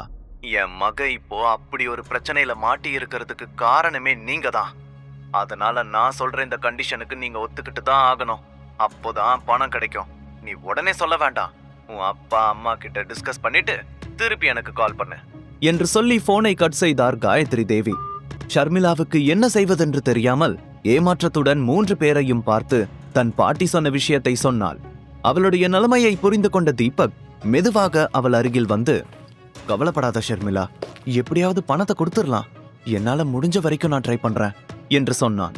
உடனே குறுக்கே வந்த கீதா, எப்படி கொடுப்ப? நீ ஏன் செலவுக்காக தினமும் அவகிட்ட பிச்சை எடுத்துட்டு இருக்க? நீ இது வரைக்கும் கிழிச்சதை தான் பார்த்தோமே, போ முதல்ல ஓரமா போய் நில்லு என்று கோபமாக சொன்னவர் தன் மகளை பார்த்து, ஷர்மிளா, நம்மளோட இந்த நிலைமைக்கெல்லாம் காரணமே இவன் தான், முதல்ல இவனை டிவோர்ஸ் பண்ணு, இவன் உன் லைஃபை விட்டு போயிட்டாலே நாம இழந்ததெல்லாம் நமக்கு திரும்ப கிடைச்சிடும், அதுக்கப்புறம் கண்டிப்பா உன் பாட்டி நம்மளை ஏத்துக்குவாங்க என்று சொன்னார். அதை கேட்டதும் ஷர்மிளா கடுப்பாக, அம்மா திரும்பவும் ஆரம்பிக்காத, வேற ஏதாச்சும் ஐடியா இருந்தா சொல்லு, டிவோர்ஸ் மேட்டரை பத்தி இனிமே பேச வேணாம் என்று சொன்னாள். குடும்பமே பிரச்சனையில் இருந்தாலும் அவளுடைய அந்த வார்த்தை தீபக்கின் மனதிற்குள் ஏதோ ஒரு சந்தோஷத்தை ஏற்படுத்தியது. ஆனால் அதை வெளிக்காட்டிக் கொள்ளாமல் அமைதியாக நின்றிருந்தான். கீதா கோபமாக தனக்குள் புலம்பிக் கொண்டிருந்தவர் டக்கென ஏதோ ஞாபகம் வந்ததை போல, ஷர்மிளா, நீ பேசாம அந்த விவேக்குக்கு கால் பண்ணி பார்க்கலாம்ல, அவன் உனக்கு நல்ல ஃப்ரெண்டு, கண்டிப்பா ஹெல்ப் பண்ணுவான். விவேக்கோட அப்பா சிட்டில எவ்வளவு பெரிய பணக்காரர்னு உனக்கே நல்லா தெரியும், 30 லட்சம் எல்லாம் உங்களுக்கு ஒரு விஷயமே இல்ல என்று சொன்னார். அந்த நேரத்தில் அவர்களுக்கு இருந்த ஒரே வழியும் அதுதான். ஆனால் விவேக்கை பற்றி சில உண்மைகள் ஷர்மிளாவுக்கு தெரியாமல் இருந்தது. உண்மையில் விவேக் எஸ்வி குரூப்ஸ் சேர்மேன் சேகரின் ஒரே மகன். சிறுவயதிலிருந்தே மோசமான திமிர் பிடித்தவனாகவே வளர்ந்து வந்தான். பெண்கள் விஷயத்திலும் அவன் பலவீனமாக இருந்தான். இதுவரைக்கும் அவன் மீது ஏகப்பட்ட ஹராஸ்மெண்ட் வழக்குகளும் சில கிரைம் கம்ப்ளைண்ட்ஸும் கூட இருக்கின்றது. ஆனால் சேகர் சிட்டியில் பெரிய அந்தஸ்தில் இருக்கும் ஒரு பணக்காரர் என்பதால் போலீசாலும் சட்டத்தாலும் அவர்களை எதிர்த்து எதுவும் செய்ய முடியவில்லை. விவேக் பல முறை ஷர்மிளாவின் மீது ஆசைப்பட்டிருக்கிறான். காலேஜில் படிக்கும்போது அவள் பின்னாலேயே சுற்றி திரிந்தான். ஆனால் ஷர்மிளா ஒரு நாளும் அவனை கண்டு கொண்டதில்லை. அவன் ஆசைப்பட்ட பெண்களை எல்லாம் வலுக்கட்டாயமாக தன்னுடைய ஆசைக்கு அடிபணிய வைத்தாலும் அவனால் வளைக்க முடியாமல் இருக்கும் ஒரே பெண் ஷர்மிளா தான். அவனுக்கு அந்த வாய்ப்பை இமையளவும் அவள் கொடுத்ததில்லை. விவேக்கின் பெயரை கேட்டதுமே தீபக்குக்கு பயங்கரமான கோபம் வந்தது. இந்த விஷயத்தை இதுக்கு மேல விட்டா ஷர்மிளாவுக்கு தான் பிரச்சனை. இப்போ இவங்க கிட்ட நான் என்ன சொன்னாலும் அதை இவங்க கேட்க போறதில்ல. இதுக்கு மேல டிலே பண்ண முடியாது. என்ன நடந்தாலும் விவேக் கிட்ட மட்டும் ஷர்மிளா ஹெல்ப் கேட்டு போயிடக்கூடாது என்று நினைத்தவன் உடனே தன் செல்போனை எடுத்துக்கொண்டு கொஞ்சம் தனியாக வந்தான். வேகமாக ஒரு நம்பரை தேடி எடுத்தவன் ஒரு நொடி யோசித்துவிட்டு அந்த நம்பருக்கு டயல் செய்து காதில் வைத்தான். ரிங் போய் கொண்டிருந்தது. அதே நேரத்தில் அவனது ஹார்ட் பீட்டும் வேகமாக துடித்துக் கொண்டிருந்தது. ஒருவித படபடப்பு அவன் முகத்தில் தொற்றி இருந்தது. டக்கன போன் அட்டன் ஆனதும் எதிரிலிருந்து ஹலோ என்று ஒரு பெரியவரின் குரல் கேட்டது. அதை கேட்டதும் ஆழமாக மூச்சை இழுத்து வாங்கிய தீபக், சிதம்பரம் அங்கிள் என்று கணீரென குரலில் சொன்னான். சட்டென அவன் குரலில் ஒரு கம்பீரம் வந்து ஒட்டி கொண்டது. அந்த குரலை கேட்டதும் மறுபுறம் சேரில் உட்கார்ந்திருந்த 60 வயது மதிப்பில் இருந்த சிதம்பரம் வேகமாக சேரை விட்டு எழுந்து, சின்னையா, உங்க குரலை கேட்டு எவ்வளவு நாளாச்சு என்று ஆச்சரியம் கலந்த தோணியில் சொன்னார். அப்போது அவருடைய கண்களில் சந்தோஷ கண்ணீர் பொங்கி இருந்தது. அதை கேட்ட தீபக் அமைதியானான். இப்பவாச்சும் போன் பண்ணீங்களே, சொல்லுங்க ஐயா, என்ன பண்ணணும் என்று சிதம்பரம் மிகுந்த மரியாதையுடன் கேட்க தீர்க்கமாக நிமிர்ந்து பார்த்தான் தீபக். எப்படி இருக்கீங்க சிதம்பரம் அங்கிள் என்று கேட்டான். சிதம்பரம் தீபக்கின் தாத்தாவான சிவகங்கை அரசர் விஜய ரகுநாத சேதுபதியின் மேனேஜர். தீபக் என்கிற தீபக் ராஜ் தான் அந்த சிவகங்கை சீமையின் வாரிசு, அந்த அரச வம்சத்தின் இளவரசன். தீபக் சிறு வயதில் சிவகங்கையில் இருக்கும் தன்னுடைய வைர மாளிகை என்ற அரண்மனையில் தான் வளர்ந்தான். அவன் சாப்பிட்டு வளர்ந்ததே தங்கத்தட்டில்தான். அந்த அளவுக்கு ஆடம்பரமாக வாழ்ந்த தீபக் இப்போது ஒரு சாதாரண குடும்பத்தில் வீட்டோடு மாப்பிள்ளையாக இருப்பதற்கும் ஒரு காரணம் இருந்தது. தீபக்கின் தாத்தா தன்னுடைய நண்பரின் பேத்தியான சௌந்தர்யாவை தீபக்கிற்கு திருமணம் செய்து வைக்க முடிவு செய்தார். சௌந்தர்யாவும் தீபக்கும் சிறு வயதிலிருந்தே நண்பர்களாக இருந்தாலும் அவள் மீது அவனுக்கு துளியும் காதல் வரவில்லை. அது மட்டுமல்ல, வேறு சில முக்கியமான காரணங்களும் இருந்தன. தீபக்கின் லட்சியமே வேறு. திருமணம் செய்யும் மனநிலையிலும் அவன் இல்லை. அவன் எவ்வளவோ சொல்லி பார்த்தும் பெரியப்பா பிடிவாதமாக இருக்க வேறு வழியில்லாமல் அந்த இடத்தை விட்டு வந்து விட்டான். அதிலிருந்து இப்போது வரைக்கும் தீபக் தன்னுடைய அரண்மனைக்கு திரும்பி செல்லவில்லை. இப்போது சிதம்பரத்தின் குரலை கேட்டதும் அவனுக்கு அன்றைக்கு நடந்த நிகழ்வுகள் எல்லாம் கண் முன்னால் வந்து சென்றது. தீபக்கின் வார்த்தையை கேட்ட சிதம்பரம் சந்தோஷமான தொனியில், நான் நல்லா இருக்கேன் சின்னையா, நீங்க எப்படி இருக்கீங்க? நீங்க போனதுக்கு அப்புறம் அரண்மனையே வெறிச்சோடி போச்சு. உங்க தாத்தா பெரியவர் சேதுபதி ஐயா தினமும் உங்களை நினைச்சே என்று சொல்லி முடிக்கும் முன்பே தீபக் குறுக்கிட்டு, சிதம்பரம் அங்கிள், நான் இப்போ ஒரு பெரிய பிரச்சனையில மாட்டியிருக்கேன், உங்களோட உதவி தேவை என்று சொன்னான். அதை கேட்டதும் சிதம்பரம் பெருமூச்சு விட்டபடி, தெரியும் சின்னையா, நீங்க இப்போ என்ன சிக்கல்ல இருக்கீங்க, இப்போ எந்த இடத்துல இருக்கீங்க, யாரோட குடும்பத்துல நீங்க வீட்டோட மாப்பிள்ளையா இருக்கீங்கன்னு எல்லாமே எனக்கு தெரியும். உங்க ஒய்ஃப், மாமனார், மாமியார் பத்தின எல்லா டீடைல்ஸும் எங்க கிட்ட இருக்கு என்று சொன்னார். தீபக்கிற்கு அந்த வார்த்தையை கேட்டதும் பயங்கர அதிர்ச்சியாக இருந்தது. அவன் கடந்த 4 வருடங்களாக தனது குடும்பத்தினரிடமிருந்து விலகி இருந்ததாக நினைத்தான். ஆனால் சிதம்பரம் அவனுடைய ஒவ்வொரு அசைவையும் கவனித்துக் கொண்டுதான் இருக்கிறார் என்பது உண்மையிலேயே அவன் எதிர்பார்க்காத ஒன்று. இதெல்லாம் உங்களுக்கு எப்படி தெரியும்னு நான் கேட்க போறதில்ல. எனக்கு என்ன பிரச்சனைன்னு உங்களுக்கு தெரியும்ல, அப்படின்னா உடனே எனக்கு ஒரு 30 லட்சம் வேணும், அனுப்பிவிடுங்க என்று உறுதியான தோணியில் சொன்னான் தீபக். சின்னையா, உங்களுக்கு என்ன ஆச்சு? நீங்க ஒரு ராஜா, நீங்க ஏன் இன்னொருத்தங்களோட வீட்ல வேலைக்கார மாதிரி எச்ச பிளேட்ஸ் எல்லாம் கழுவிட்டு இருக்கீங்க? சிவகங்கையில இருக்கிற உங்களோட சிம்மாசனத்தை விட்டுட்டு நீங்க ஏன் இப்படி கஷ்டப்படுறீங்கன்னு என்னால புரிஞ்சுக்கவே முடியல. எதுக்கு உங்களுக்கு இந்த பிடிவாதம் என்று சிதம்பரம் ஏமாற்றத்துடன் கேட்டார். இது பிடிவாதம் இல்ல அங்கிள், வைராக்கியம். இந்த உலகத்துல வீட்டோட மாப்பிள்ளையா இருக்கிறது தான் எல்லாரும் ரொம்ப கேவலமான ஒன்னா நினைக்கிறாங்க. இப்போ எனக்கு அதுதான் தேவைப்படுது. ஏன் எதுக்குன்னு இப்ப என்கிட்ட எதுவும் கேட்காதீங்க. நேரம் வரும்போது சொல்றேன் சிதம்பரம் அங்கிள். இப்ப என்னோட பிரச்சனைக்கு நீங்க ஹெல்ப் பண்ண போறீங்களா இல்லையா என்று கேட்டான் தீபக். சின்னையா, நீங்க உத்தரவு போட்டா அதை பண்றதுதான் ஏன் வேலை. ஒரு நாள் நீங்க என்கிட்ட உதவிக்கு வருவீங்கன்னு ஏற்கனவே பெரிய ஐயா சொல்லியிருந்தாரு. அப்படி நீங்க என்கிட்ட பேசும்போது உங்களுக்கு ஒரு கண்டிஷன் வைக்க சொன்னாரு என்று சொன்னார் சிதம்பரம். கண்டிஷனா? என்னது என்று தீபக் சந்தேகத்துடன் கேட்டான். நீங்க சௌந்தர்யா மேடம கல்யாணம் பண்ணணும் என்று சொன்னார் சிதம்பரம். அதை கேட்டு அதிர்ச்சியான தீபக், அங்கிள் நீங்க என்ன பேசுறீங்க? எனக்கு ஏற்கனவே கல்யாணம் ஆயிடுச்சு. அப்புறம் எப்படி என்னால சௌந்தர்யாவை கல்யாணம் பண்ண முடியும்? சான்ஸே இல்ல என்று உறுதியாக சொன்னான். சின்னையா, உங்களுக்கு நடந்திருக்கிற கல்யாணத்தை உங்க குடும்பத்துல யாரும் ஒரு பொருட்டாவே நினைக்கல. அந்த பொண்ணுக்கும் உங்க மேல இஷ்டம் இல்லைன்னு எங்களுக்கு தெரியும் என்று சொன்னவுடன் தீபக் ஒரு நொடி அமைதியானான். இங்க சிவகங்கையில நீங்க வாழ போற வாழ்க்கையே வேற. எந்த இடத்துல உங்களோட கல்யாணம் நின்னுச்சோ அதே இடத்துல உங்களுக்கும் சௌந்தர்யாவுக்கும் திரும்பவும் கல்யாணம் நடக்கணுங்கிறது தான் எல்லாரோட ஆசையும். இன்னும் நம்ம மண்டபத்தை அலங்கரிச்சுதான் வச்சிருக்கோம். அதனால நீங்க உங்களோட ஒய்ஃப் ஷர்மிளாவை டிவோர்ஸ் பண்ணிட்டு சௌந்தர்யாவை கல்யாணம் பண்ணிக்கிறேன்னு சொல்லுங்க. அப்போதான் என்னால உங்களுக்கு ஹெல்ப் பண்ண முடியும் என்று தொடர்ந்து சொன்னார் சிதம்பரம். அதை கேட்டு கடுப்பான தீபக், அங்கிள் நேரம் பார்த்து பழி வாங்குறீங்களா என்று கோபமாக கேட்க, என்ன மன்னிச்சிடுங்க சின்னையா, இதை நான் வேணும்னே பண்ணல. இது பெரிய ஐயாவோட ஆர்டர், என்னால் அதை மீற முடியாது என்று பணிவுடன் சொன்னார் சிதம்பரம். அதை கேட்டதும் தீபக் தீவிரமாக யோசிக்க ஆரம்பித்தான். 4 வருஷம் ஆகியும் தாத்தா இன்னமும் அதே பிடிவாதத்தோட தான் இருக்காரு. ஆனா அவரோட அந்த பிடிவாதத்துக்காக என்னோட 4 வருஷ வாழ்க்கைய நான் கெடுத்துக்க விரும்பல என்று சொன்னவன் திரும்பி ஷர்மிளாவை பார்த்தான். ஷர்மிளா விவேக்கிற்கு கால் செய்வதற்காக அவளுடைய போனை நோண்டிக் கொண்டிருந்தாள். அதை பார்க்கும்போது தீபக்கின் இதயம் இன்னமும் படபடப்பாக ஆரம்பித்தது. விவேக் மாதிரியான ஒரு சைக்கோ கிட்ட என்னோட பொண்டாட்டியை அனுப்ப முடியாது. அதை மட்டும் நான் பண்ணனா நான் அவளுக்கு ஒரு புருஷனாவே இருக்க தகுதி இல்லாதவன் ஆயிடுவேன் என்று மனதிற்குள் சொல்லிக் கொண்டவன் ஒரு பெருமூச்சு விட்டபடி, சரிங்க அங்கிள், நீங்க சொன்ன கண்டிஷனுக்கு நான் ஒத்துக்கிறேன்.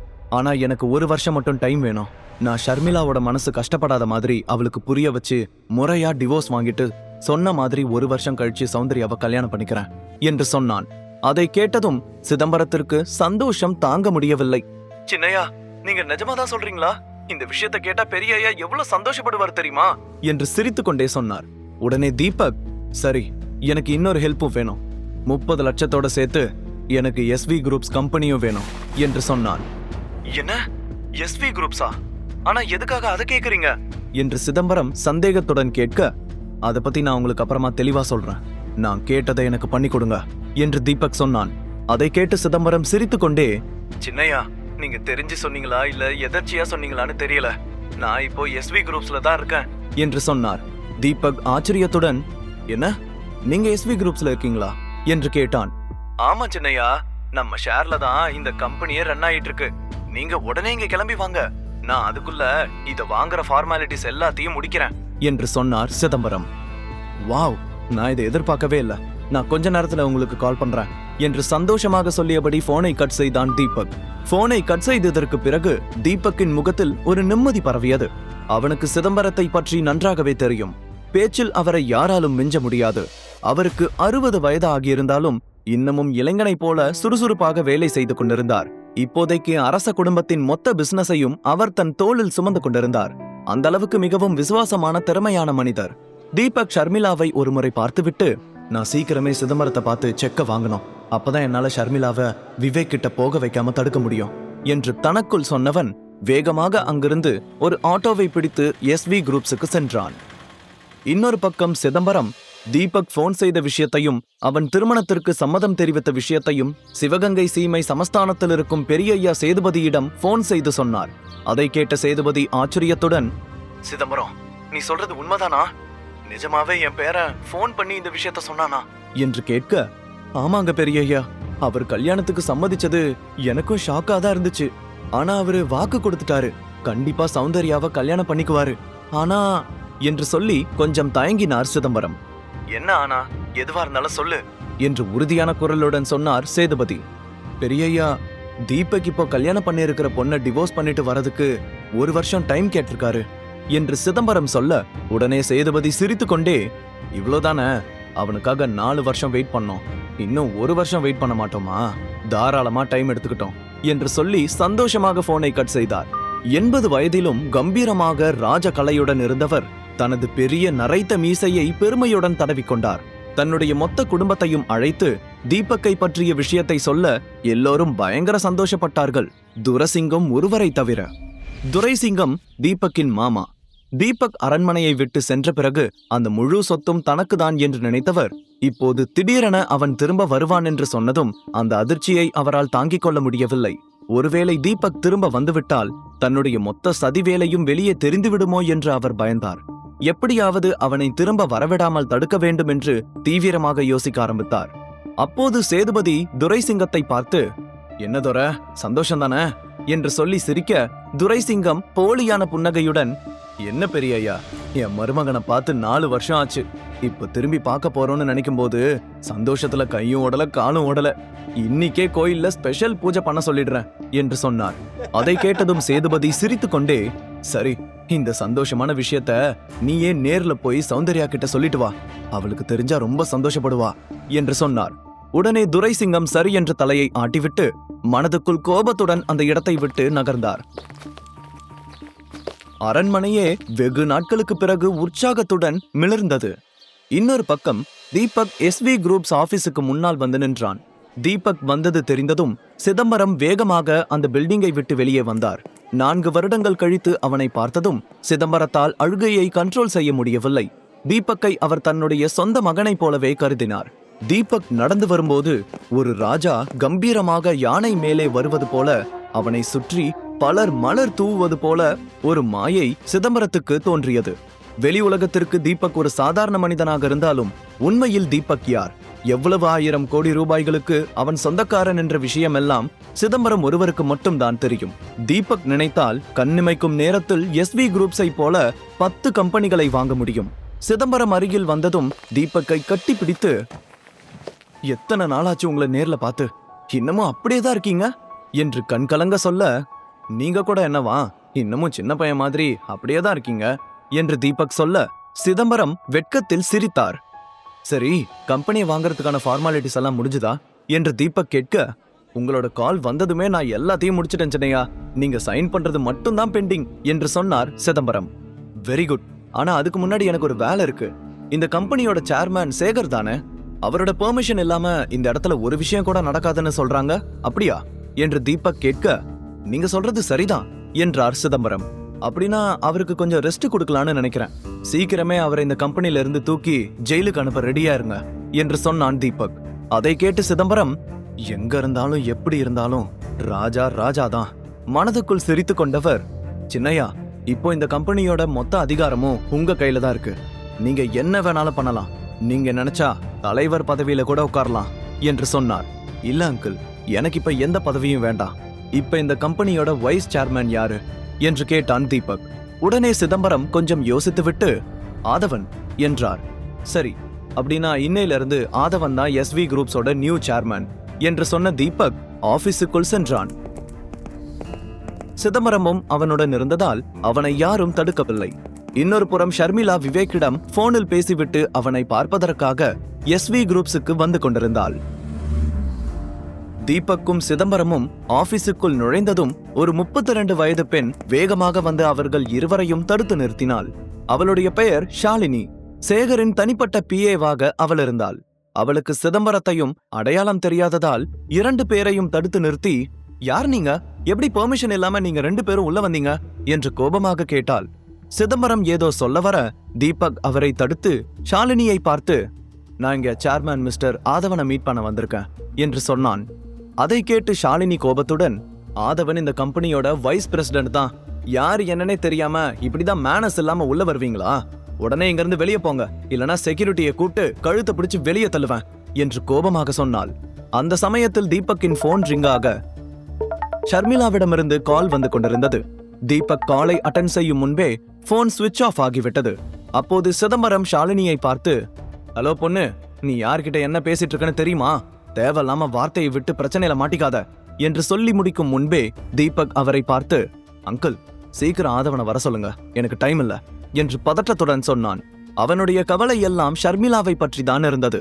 தீபக் சொன்னதை கேட்டு உடனே சிதம்பரம் ஆதவனுக்கு கால் செய்து வெளியே வர சொன்னார். ஆதவனுக்கு சிதம்பரத்தை நன்றாக தெரியும் என்பதால் உடனே தன்னுடைய கேபினில் இருந்து வெளியே ஓடி வந்தான். ஷாலினியின் பேச்சை இருவருமே மதிக்கவில்லை என்று தெரிந்ததும் அவளுக்கு இன்னமும் கோபம் அதிகமானது.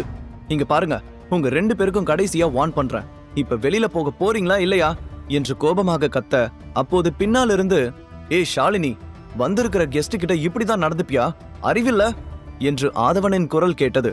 டக்குன்னு திரும்பி பார்த்த ஷாலினி, சாரி சார், இவங்க 2 பேரும் பெர்மிஷன் இல்லாம உள்ள வந்து என்று சொல்லி முடிக்கும் முன்பே, வாய மூடு, உன்னோட இந்த திமிருத்தனமான பேச்சுக்கு என்னால உன்னை இந்த கம்பெனியை விட்டு இப்பவே தூக்க முடியும்னு உனக்கு தெரியும்ல என்று ஆதவன் கோபமாக கேட்க, ஷாலினி எதுவும் பேசாமல் அமைதியாக அங்கிருந்து நகர்ந்து விட்டாள்.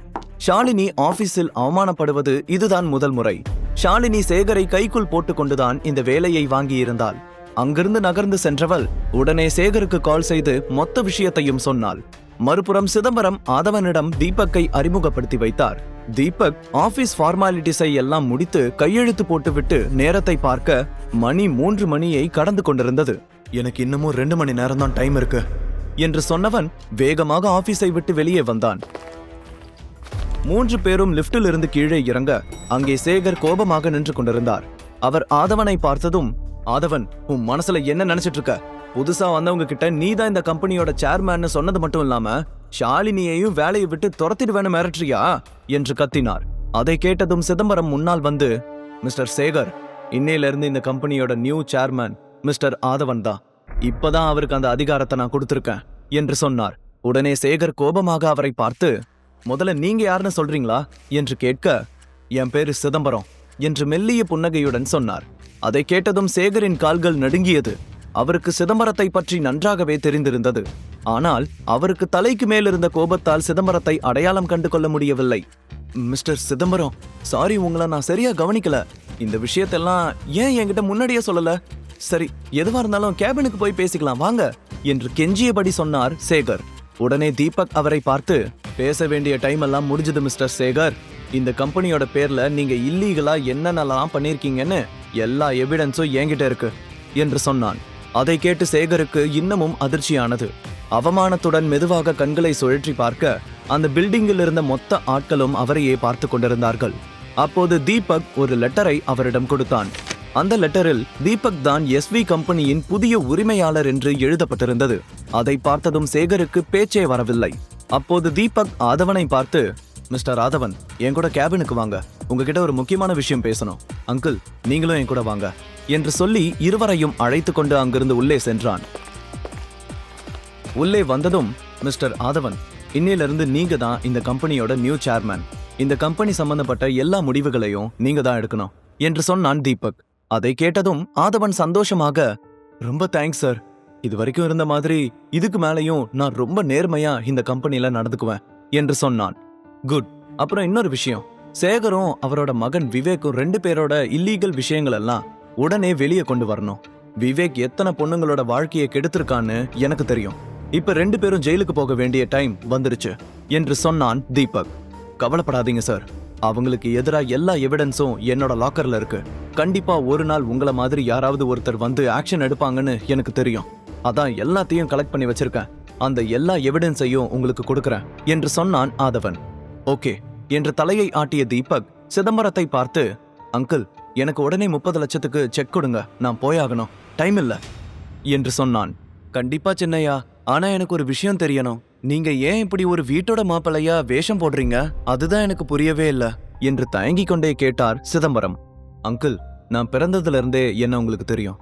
நான் காரணம் இல்லாம எதையும் செய்ய மாட்டேன். இல்லனா கல்யாண மேடையில ஒரு பொண்ணை விட்டுட்டு நான் வருவனா? நான் வீட்டோட மாப்பிள்ளையா இருக்கிறது தான் என்னோட தந்திரமே. உங்களுக்கு ஞாபகம் இருக்கா? அப்பா அடிக்கடி சொல்லுவாரு, ஒரு ராஜா தன்னை சுத்தி இருக்கிறவங்க உண்மையான முகத்தை தெரிஞ்சுக்கணும்னா சில நேரம் வேஷம் போட்டுதான் ஆகணும். அதுதான் இப்ப நடந்துட்டு இருக்கு. நேரம் வரும்போது உங்களுக்கு எல்லா விஷயமும் தெரிய வரும். அது வரைக்கும் என்கிட்ட இதை பத்தி கேட்காதீங்க என்று சொன்னான் தீபக். அவனுடைய நோக்கம் என்னவென்று சிதம்பரத்தால் புரிந்து கொள்ள முடியவில்லை. அதன் பிறகு அதை பற்றி பேசாமல் உடனே 30 லட்சத்திற்கான செக்கை தீபக்கிடம் கொடுத்தார். தீபக் செக்கை வாங்கி கொண்டு அங்கிருந்து கிளம்பும் சமயத்தில் வெளியே இருந்த செக்யூரிட்டியிடமிருந்து சிதம்பரத்திற்கு கால் வந்தது. அவர் அட்டன் செய்து பேசிவிட்டு அதிர்ச்சியுடன் தீபக்கை பார்த்தார். சின்னையா, உங்களோட ஒய்ஃப் ஷர்மிளா விவேக்க பார்க்க அவனோட ரூமுக்கு போயிட்டு இருக்காங்களாம் என்று சொன்னார். அந்த விஷயத்தை கேட்டதும் அவனது இதயம் இன்னமும் படபடக்க ஆரம்பித்தது. விவேக் அவளை எதற்காக தன் அறைக்கு அழைத்தான் என்று தீபக்கிற்கு நன்றாகவே தெரிந்திருந்தது.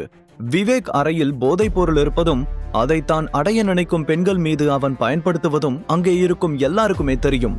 ஆனால் அவர்கள் சேகருக்கும் விவேக்கிற்கும் பயந்து யாரிடமும் வெளியே சொல்லாமல் இருந்தார்கள். சிதம்பரம் சொன்னதை கேட்டு தீபக் செக்கை மடித்து தன் பாக்கெட்டில் வைத்துக்கொண்டு கோபமாக விவேக்கின் ரூமை நோக்கி சென்றான். அதை பார்த்து ஆதவனும் பயத்தில் பின்னாலேயே செல்ல சிதம்பரம் அவன் கையை பிடித்து தடுத்தார். நீ எங்கேயும் போக வேண்டாம், இந்த விஷயத்தை சின்னையா டீல் பண்ணிக்குவாரு. ஆதவன், நீ ஒரு விஷயத்த நல்லா ஞாபகத்துல வச்சுக்கணும். தீபக் ஐயா தான் சிவகங்கை சீமை ராஜான்ற விஷயம் நம்மளை தாண்டி வேற யாருக்கும் தெரியக்கூடாது என்று தீவிரமான குரலில் சொன்னார் சிதம்பரம். அதை கேட்டு ஆதவன் வேகமாக தலையை ஆட்டியபடி, கண்டிப்பா யாருக்கும் தெரியாது சார் என்று சொன்னான். விவேக் இருக்கும் அறை 14வது மாடியில் இருந்ததால் தீபக் இன்னமும் 10 மாடிகள் தாண்டி செல்ல வேண்டியிருந்தது. லிப்ட் வரும் வரைக்கும் காத்திருக்க முடியாமல் வேகமாக மாடிப்படியில் ஏறி ஓடினான். அந்த நேரத்தில் ரூமில் விவேக் தனது வேலையை பார்க்க ஆரம்பித்து விட்டான். அவனுடைய கையில் ஒரு கிளாஸில் ரெட் வைன் இருந்தது. ஷர்மிளா முன்னால் இருந்த சோஃபாவில் அமைதியாக உட்கார்ந்து கொண்டிருந்தாள். அவள் விவேக்கின் அறைக்கு வந்தவுடனேயே எல்லாவற்றையும் சொல்லிவிட்டாள். ஆனால் அவன் எதையும் கவனித்திருக்கவில்லை. அவனுடைய பார்வை மொத்தமும் ஷர்மிளாவின் அங்கங்கள் மீதே பதிந்திருந்தது. ஷர்மிளா சொல்லி முடித்ததும், இப்ப நான் என்ன பண்ணணும்னு மட்டும் சொல்லு ஷர்மி என்று விவேக் கேட்க, அதான் விவேக், எனக்கு உடனடியா 30 லட்சம் பணம் வேணும் என்று ஷர்மிளா தயங்கிக் கொண்டே கேட்டாள். இவ்வளோதானா? இதுக்கு ஏன் இவ்வளோ தயக்கம்? உட்காரு வரேன் என்று சொல்லி உள்ளே சென்று ரெட் ஒயினை ஒரு கிளாஸில் ஊற்றி அவளிடம் கொண்டு வந்து நீட்டினான். இல்ல, எனக்கு இதெல்லாம் பழக்கம் இல்ல, வேண்டாம் விவேக் என்று ஷர்மிளா மறுக்க, இல்ல ஷர்மி, இது ரொம்ப காஸ்ட்லியான ஒயின், ஆல்கஹால் கம்மி தான், தாராளமா குடிக்கலாம் என்று விவேக் சிரித்து கொண்டே நீட்ட ஷர்மிளா தயங்கியபடி, இல்ல வேண்டாம் விவேக், நீ பணத்தை கொடுத்தா நான் உடனே கிளம்பிடுவேன், அங்க அப்பா எனக்காக வெயிட் பண்ணிட்டு இருக்காரு என்று சொன்னாள். அதை கேட்டதும் விவேக் சிரித்து கொண்டே தன் பாக்கெட்டில் இருந்த செக் புக்கை எடுத்து டேபிளின் மீது போட்டான். உனக்காக நான் 30 லட்சம் இல்ல 3 கோடி கூட இதுல ஃபில் பண்ணி கொடுப்பேன். ஆனா நீ என் கூட சேர்ந்து ஒரு கிளாஸ் ஒயின் ஆச்சும் குடிக்கணும் என்று சொன்னான். அதை மட்டும் பண்ண சொல்லாத விவேக், நான் இந்த பணத்தை கூடிய சீக்கிரமே எப்படியாவது திருப்பி கொடுத்துடுறேன் என்று ஷர்மிளா சொல்ல, எனக்கு பணம் முக்கியம் இல்ல என்று விவேக் ஷர்மிளாவை பார்த்து சிரித்து கொண்டே சொன்னான். அவன் சொல்லும் விதத்திலேயே ஷர்மிளாவுக்கு அவனுடைய எண்ணம் என்னவென்று நன்றாக புரிந்தது. விவேக் மெதுவாக அருகில் வர ஷர்மிளா சோபாவிலிருந்து எழுந்து பின்னால் நகர்ந்து சுவரில் சாய்ந்து நின்று கொண்டாள். அவள் கண்களில் பயம் அப்பட்டமாக தெரிந்தது. விவேக் அவள் அருகில் நெருக்கமாக வந்து, ஷர்மி, உனக்கு இப்ப இந்த பணம் கிடைக்கலனா கண்டிப்பா உன் அப்பா ஜெயிலுக்கு போறத யாராலையும் தடுக்க முடியாது. உள்ள போனா அவருக்கு என்ன நடக்கும்னு யாருக்கு தெரியும் என்று பயமுறுத்தும் தோணியில் சொன்னான். அதை கேட்டதும் ஷர்மிளாவுக்கு தன் அப்பாவின் முகம் கண்முன்னால் வந்து சென்றது. அதே சமயத்தில் விவேக்கின் முகத்தை பார்க்கும்போது அவளால் பயத்தை கட்டுப்படுத்த முடியவில்லை. விவேக் இன்னமும் அவள் அருகில் நெருங்கி வந்து, வா ஷர்மி, என் கூட சேர்ந்து இந்த ஒரு கிளாஸ் ஒயினை மட்டும் குடி நான் இப்பவே செக்ல கையெழுத்து போட்டு கொடுத்துடுறேன் என்று சொல்ல ஷர்மி தயங்கிக் கொண்டே குடிச்சா எனக்கு செக் கொடுப்பல்ல என்று கேட்டாள். அவளுடைய மனதில் அந்த நேரத்தில் தன் அப்பாவை எப்படியாவது காப்பாற்ற வேண்டும் என்ற எண்ணம் மட்டும்தான் இருந்தது. அந்த வார்த்தையை கேட்டதுமே விவேக்கின் கண்கள் பிரகாசித்தது. இன்னைக்கு இரவு முழுக்க அவளுடன் இருக்க வேண்டும் என்று மனதிற்குள் கற்பனை செய்து கொண்டவன், கண்டிப்பா நீ குடிச்ச அடுத்த செகண்டே நான் செக்ல கையெழுத்து போடுறேன் என்று சொன்னான். ஷர்மி கொஞ்சம் தயக்கத்தோடு மெதுவாக ஒயின் கிளாஸை எடுத்து குடிப்பதற்காக வாயருகில் கொண்டு வர டக்கென அந்த ரூமின் கதவு திறந்தது. இருவரும் அதிர்ச்சியுடன் திரும்பி பார்க்க அங்கே தீபக் நின்று கொண்டிருந்தான். அவனை பார்த்ததும் விவேக்கிற்கு கோபம் உச்சத்திற்கு சென்றது. எவ்வளவு தைரியம் இருந்தா என்னோட ரூமுக்குள்ள வருவ என்று கோபமாக சொல்லிக் கொண்டே அருகில் சென்றான். ஷர்மிளாவும் தீபக்கை அங்கே எதிர்பார்க்கவில்லை. தீபக், நீ எப்படி இங்க வந்த என்று கேட்க, ஷர்மி, நான் மட்டும் சரியான டைமுக்கு வரலனா இவன் உன்னை என்ன பண்ணிருப்பான் தெரியுமா என்று பதட்டத்துடன் மூச்சு வாங்கியபடியே சொல்ல, ஷர்மிளா கோபமாக, தீபக் என்ன பேசுற நீ? நான் விவேக் கிட்ட ஹெல்ப் கேட்க தான் வந்தேன். விவேக்கும் பணம் தரேன்னு சொல்லிட்டான் என்று சொன்னாள். ஷர்மி, உனக்கு இவனை பத்தி தெரியாது என்று தீபக் சொல்லிக் கொண்டிருக்கும் போதே விவேக் அவனை அடிப்பது போல அருகில் சென்று, உனக்கு என்னடா என்ன பத்தி தெரியும்? நான் நினைச்சா உன்னால் இந்த ரூமை விட்டு உயிரோடவே வெளியே போக முடியாது, பாக்குறியா என்று சொல்லி அவன் மார்பில் கை வைத்து தள்ளினான். அப்போது நடுவே வந்த ஷர்மிளா, விவேக் ப்ளீஸ், தீபக் என்னோட ஹஸ்பண்ட், அவரை எதுவும் பண்ணிடாத என்று கெஞ்சும் தோணியில் கேட்டாள். ஓ, இவன் தான் அந்த வீட்டோட மாப்பிளையா? உடனே இந்த உதவாக்கரைய என் காலில் விழுந்து சாரி கேட்க சொல்லு, இல்லனா இவன் இங்கிருந்து உயிரோட வெளியே போக மாட்டான். நீயும் அந்த செக் அமௌண்ட்டை மறந்துடலாம் என்று தீபக்கை கோபமாக முறைத்து கொண்டே சொன்னான் விவேக். ஆனால் தீபக்கின் கண்களில் துளியும் பயமில்லை. அவன் விவேக்கின் கையில் இருந்து 30 லட்சம் ரூபாய் செக்கையே பார்த்து கொண்டிருந்தான். என்னடா பாக்குற? இப்படிதான் 3 வருஷத்துக்கு முன்னாடி இதே மாதிரி ஒருத்தன் பிரச்சனை செஞ்சான். அவனை இப்ப வரைக்கும் அவனோட ஃபேமிலி தேடிட்டு இருக்காங்க. உனக்கும் அந்த நிலைமை வரணுமா என்று கோபமாக கேட்டான் விவேக். அந்த வார்த்தையால் பயந்து போன ஷர்மிளா தீபக்கை பார்த்து, தீபக், என்ன பார்த்துட்டு இருக்க? உடனே விவேக் கிட்ட சாரி கேட்டுட்டு இந்த இடத்து விட்டு போ, உனக்கு எதுவும் ஆயிடக்கூடாது என்று சொன்னாள். அவள் அக்கறை தீபக்கிற்கு மகிழ்ச்சியை தந்தது. ஷர்மி, நான் எதுக்கு மன்னிப்பு கேட்கணும்? இவனோட மிரட்டலுக்கெல்லாம் நீ பயப்படாத, குறைக்கிற நாய் கடிக்காது என்று சொன்னான் தீபக். அந்த வார்த்தையை கேட்டதும் விவேக் கோபத்துடன் வந்து தீபக்கின் சட்டையை பிடித்தபடி தன் மொபைலை எடுத்து ஒரு நம்பருக்கு டயல் செய்தான். இன்ஸ்பெக்டர் சிவா, நீ உடனே என்னோட ஆபீஸ்க்கு கிளம்பி வா. இங்க இப்போ ஒரு பணம் விழ போகுது, அள்ளி போட்டுட்டு போறதுக்கு ஆள் இல்ல என்று சொல்லிவிட்டு போனை கட் செய்தான். என்னவா நாய்னு சொன்ன? உன்னை இன்னைக்கு கொன்னு புதைக்கிறண்டா என்றவன் உடனே ஷர்மிளாவின் பக்கம் திரும்பி, ஷர்மி, நீ அந்த பணத்தை மறந்துடு, உன் அப்பன் ஜெயிலுக்கு போய் களி திங்கட்டும் என்று கோபமாக சொல்ல, ஷர்மிளா கண்கள் கலங்கியபடி, விவேக் ப்ளீஸ், தீபக் சார்பா நான் உங்ககிட்ட மன்னிப்பு கேட்டுக்கிறேன் என்று கெஞ்சும் தொனியில் சொன்னாள். அப்படின்னா இப்பவே இவனை வெளியே அனுப்பிட்டு இன்னைக்கு நைட்டு ஃபுல்லா என் கூடவே இருந்து எனக்கு கம்பெனி கொடு. ரொம்ப வருஷமா நீ தப்பிச்சுட்டே இருக்க என்று விவேக் சொல்ல, தீபக்கால் அதற்கு மேல் கோபத்தை கண்ட்ரோல் செய்ய முடியவில்லை. நரம்புகள் முறுக்கேற கண்கள் சிவக்க ஓங்கி பலார் என்று விவேக்கின் கன்னத்தில் அறைந்தவன் மார்பில் எட்டி உதைத்தான். அந்த அடியில் விவேக் பறந்து சென்று அங்கிருந்த ஒரு கண்ணாடி மேஜையின் மீது விழுந்தான். அதை பார்த்து ஷர்மிளா பயங்கர அதிர்ச்சி அடைந்தாள். அடுத்த சில நொடிகளில் தீபக் கொடுத்த சரமாரியான அடிகளில் கந்தலாகி கிடந்தான் விவேக். ஏன் பொண்டாட்டி மேலேயே கை வைப்பன்னு சொன்னா, இனி எந்த பொண்ணுகிட்டையும் நீ இப்படி பிஹேவ் பண்ணணும்னு நினைக்கவே கூடாது என்று அவன் கையை திருகினான். விவேக் வலியில் என அலறினான். தீபக், வேண்டாம், அவனை விட்டுரு என்று ஷர்மிளா சொல்லி முடிக்கும் முன்பே அந்த இடத்துக்குள் போலீஸ் நுழைந்தது. கூடவே விவேக்கின் அப்பா சேகரும் வந்தார். அவரை பார்த்ததும் விவேக் கலங்கிய கண்களுடன் எழுந்து, அப்பா, இந்த பொறுக்கி உங்க பையன் மேலேயே கைய வச்சுட்டான்பா, இவனை உடனே ஜெயில தள்ளுங்கப்பா என்று கோபமாக கத்தினான். அடுத்த நொடியே 2 கான்ஸ்டபிள்ஸ் முன்னால் வந்து விவேக்கை தூக்கி அவன் கைகளில் விலங்கு மாட்டினார்கள். அதை பார்த்ததும் விவேக் கோபமாக, இன்ஸ்பெக்டர், இவங்க என்ன பண்றாங்க? உங்களுக்கு என்ன பைத்தியமா?